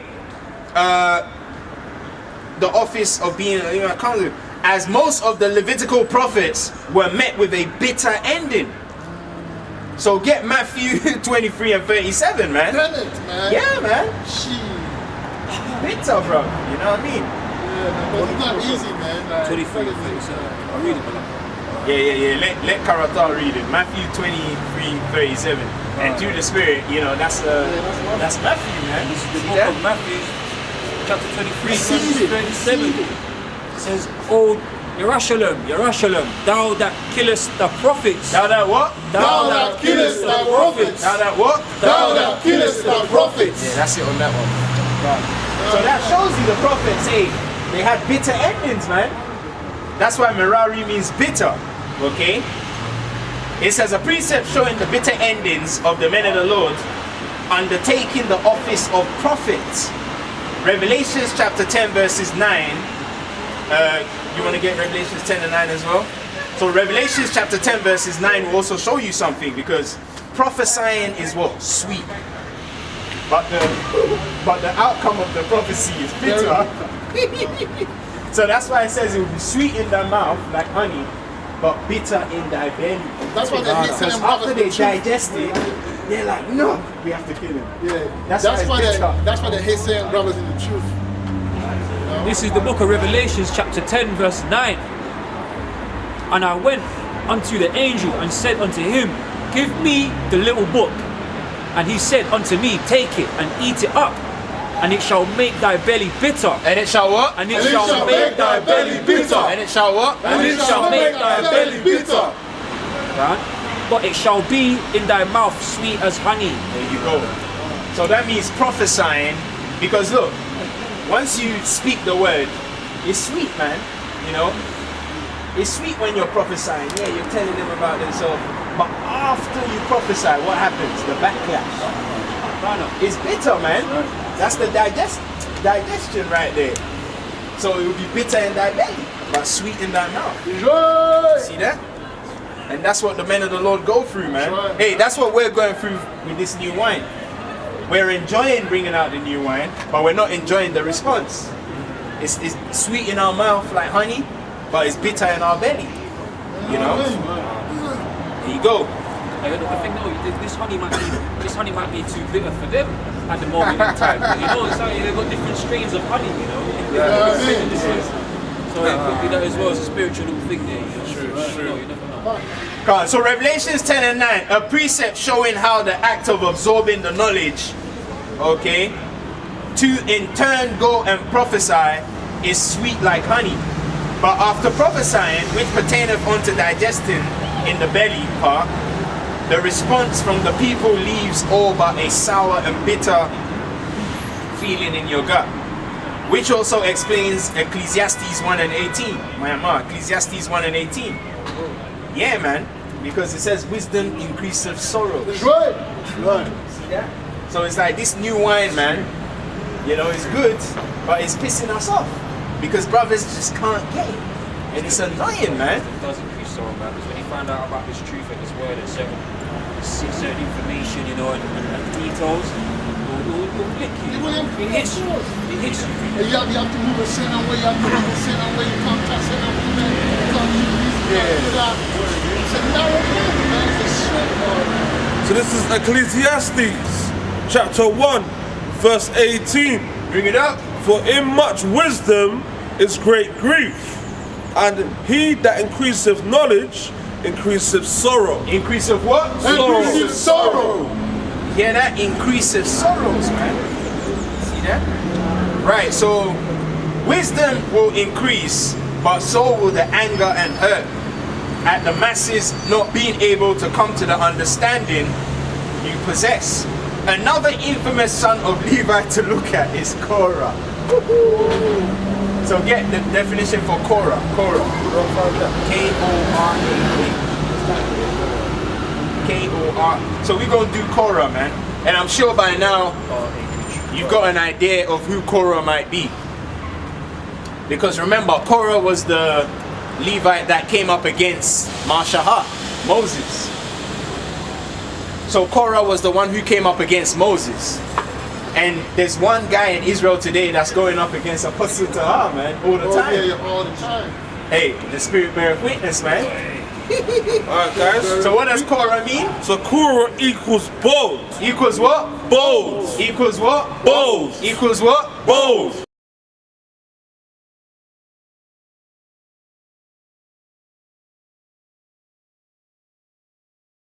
So make sure you put a picture of how all the generals in IUIC are bald-headed. That's spiritual, man. All this guy, even his favorite reader, Nathaniel 7's favorite reader is a bald-headed ass nigga.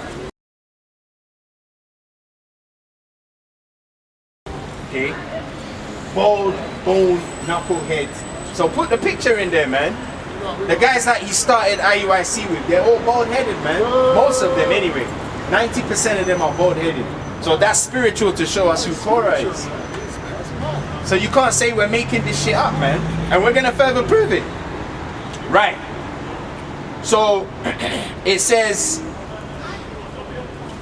Korah, popularly known for rising up against Moses to depose his audacity, this same individual can be traced to Caiaphas. That's right. The guy who killed Yahushua, the high priest, is Korah reincarnated as well. That's right. And what does Caiaphas means? Comely. Comely. Comely. Yeah. And what are IUIC known for? Being comely, having the big beautiful garments, man. Very beautiful.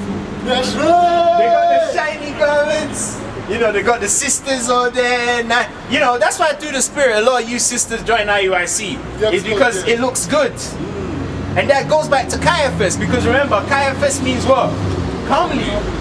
So make sure you put in the video, you know.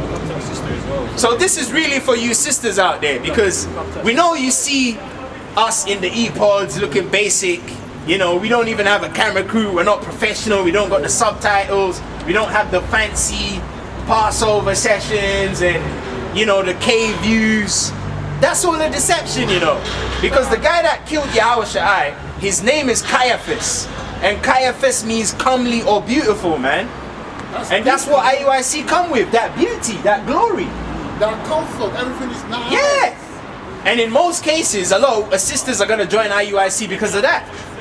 It's like they're the kingdom. And we wouldn't be saying this if we didn't care about the sisters. So for all of you that say we hate the sisters, man, you gotta be careful. Right, so we're rounding up, man. So Caiaphas means comely. It says Caiaphas, who in turn is none other than Nathaniel 7 of the IUIC. He calls himself Bishop Nathaniel. We're gonna see. It's funny because that's why when I met him, the spirit was off, man. He was running away from me, man. All I wanted to do was just talk to him about Matthew 20, and he was like, "Oh, I've been in the truth before you was even born." You know, he was trying to get away from me when I was talking to him, man.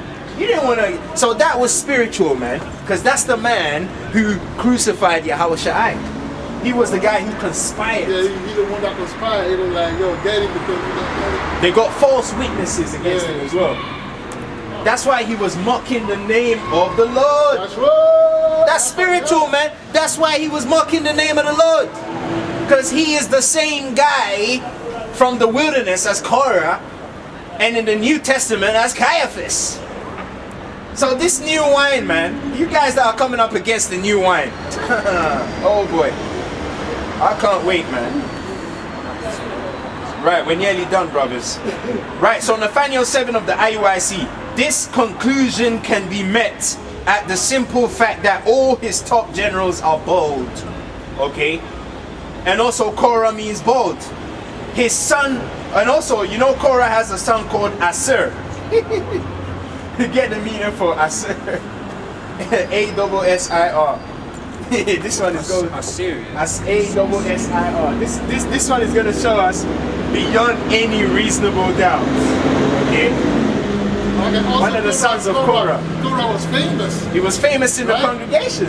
And who is famous amongst Israel? IUIC. That is shout out the God. The guy, They invite they didn't invite him to certain platforms, Events, media yeah, platforms. big platforms. He's on another level, man. It's because of that 501c3. So the outline of biblical usage for asir is prisoner. Is what? Prisoner. Now click on the second outline of biblical usage. It says prisoner, so someone who likes to put you in prison. Right. Okay. Yeah, this one. The second outline biblical usage. Read it. Yeah. So the second outline biblical usage for prisoner is collective. What's this one?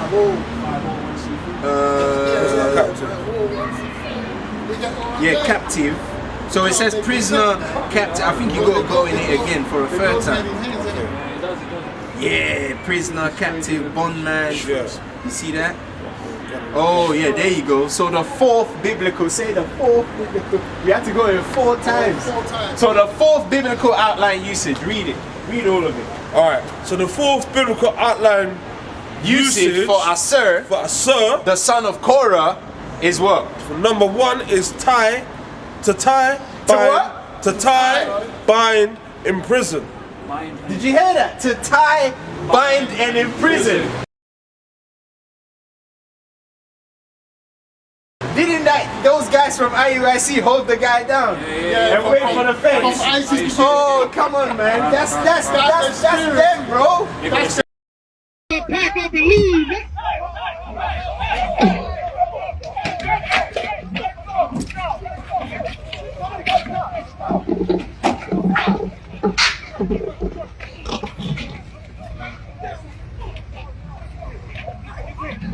You better not move. You better not move. You better not move. I got police. You better not move. You better not move. Black against black fight. Man, that's crazy. Yeah, they about to leave and y'all swear they chill. Y'all start fighting. That is them. They have the same ways, police ways. It's the same guys, man. Yeah. It's the same guys. There is no new thing under the sun, bro. You see how powerful this new wine is? And it's funny because in years to come, these same knuckle-headed niggas are gonna be reading about all these epistles and pretend like they was down with us. But we know you're some bullshitters, man. Because haven't brothers read the book of Ezekiel against you? That's right. And I'm sure they've read the book of Matthew against you. Dumb niggas, man. We can't take them seriously. We just gotta read over them and just wait for shot season. So yeah, so Nathaniel 7, or Bishop Nathaniel, like he likes to call himself. He's Korah. He's Korah, man. And that's spiritual. Man in Israel. Famous in the congregation. Hey, there's a bit more here. You know, there's about 2 more lines about him. It says Caiaphas means comely, and their camp has the look of that comeliness. You know, the purple garments, you know, the golden epods, all of that. It says also his father and also the father of Korah, Izhar, means shining oil. Damn it, man. And you know, Nate wears that ephod with the shining. It looks like some gold. Right. It's like shining oil. Yes. That's spiritual, man. You know, Korah's dad means shining oil, meaning something that glistens. Yeah. And that's how IUIC is. They're a glistening camp. Very shiny. Yeah, They're very shiny, man. You know, we're not hating, bro. This is the Bible speaking. The Most High left these records so we could find out who is who. Okay? Through spirit as well, man. That's right. Cypher. Right, so shining oil, alright? It says Nathaniel 7 has those shiny garments, man. He's got that. He's at even the IUIC sign. It looks like shining oil. He's got that oil shining. Yeah, like gold. It's glistening. When I did the video, the introduction, and that, he had that vibe. The vibe, yeah. It's very professionally done, isn't it? Yes. That's It's clean. It's clean cut. That's what it goes into. The shining oil. That's what it goes into, basically. And that's how Caiaphas was. Yeah. Because Caiaphas means comely. Yeah, to shine. So that means Caiaphas used to carry himself in a certain way. And have you seen Nathaniel riding the horse? Oh, Hey, look, see, to get all that kind of stuff, you got Oh my days, bro. Of course. Caiaphas was funny about who? By the Sanhedrin. Yeah, by the Edomites. The Sanhedrin. See, that's who's See that? That's why he's got That's the why he said, 501 let's seat. get rid of the Habashai. They will Because if leave. you don't, because if you don't get rid of him, he will be He'll take over. a king over Israel, and we will lose our favor, our seat, our office from the with the Romans. Same thing again, bro. Right, so also put this one in your video, don't forget. Also, Caiaphas was called Joseph.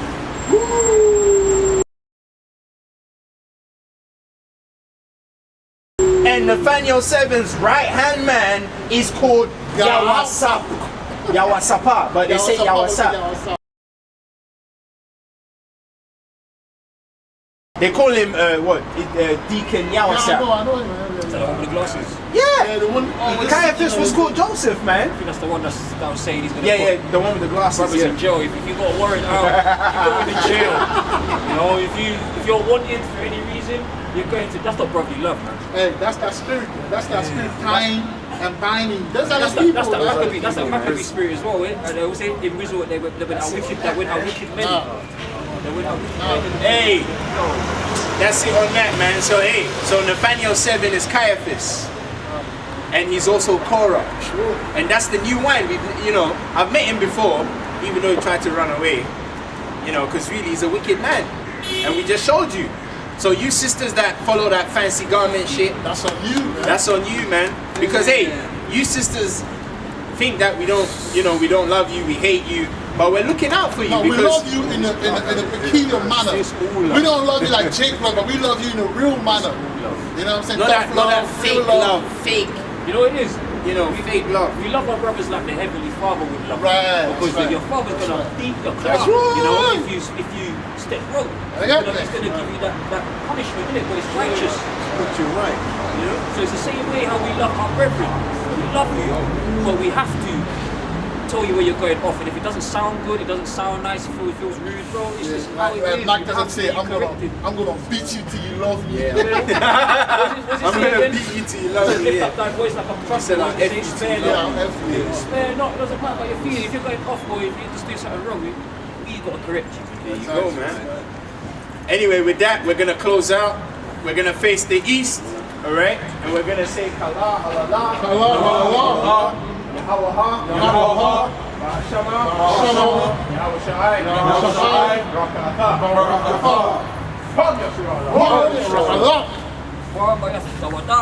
Short. Mama, Bayata, Dawada.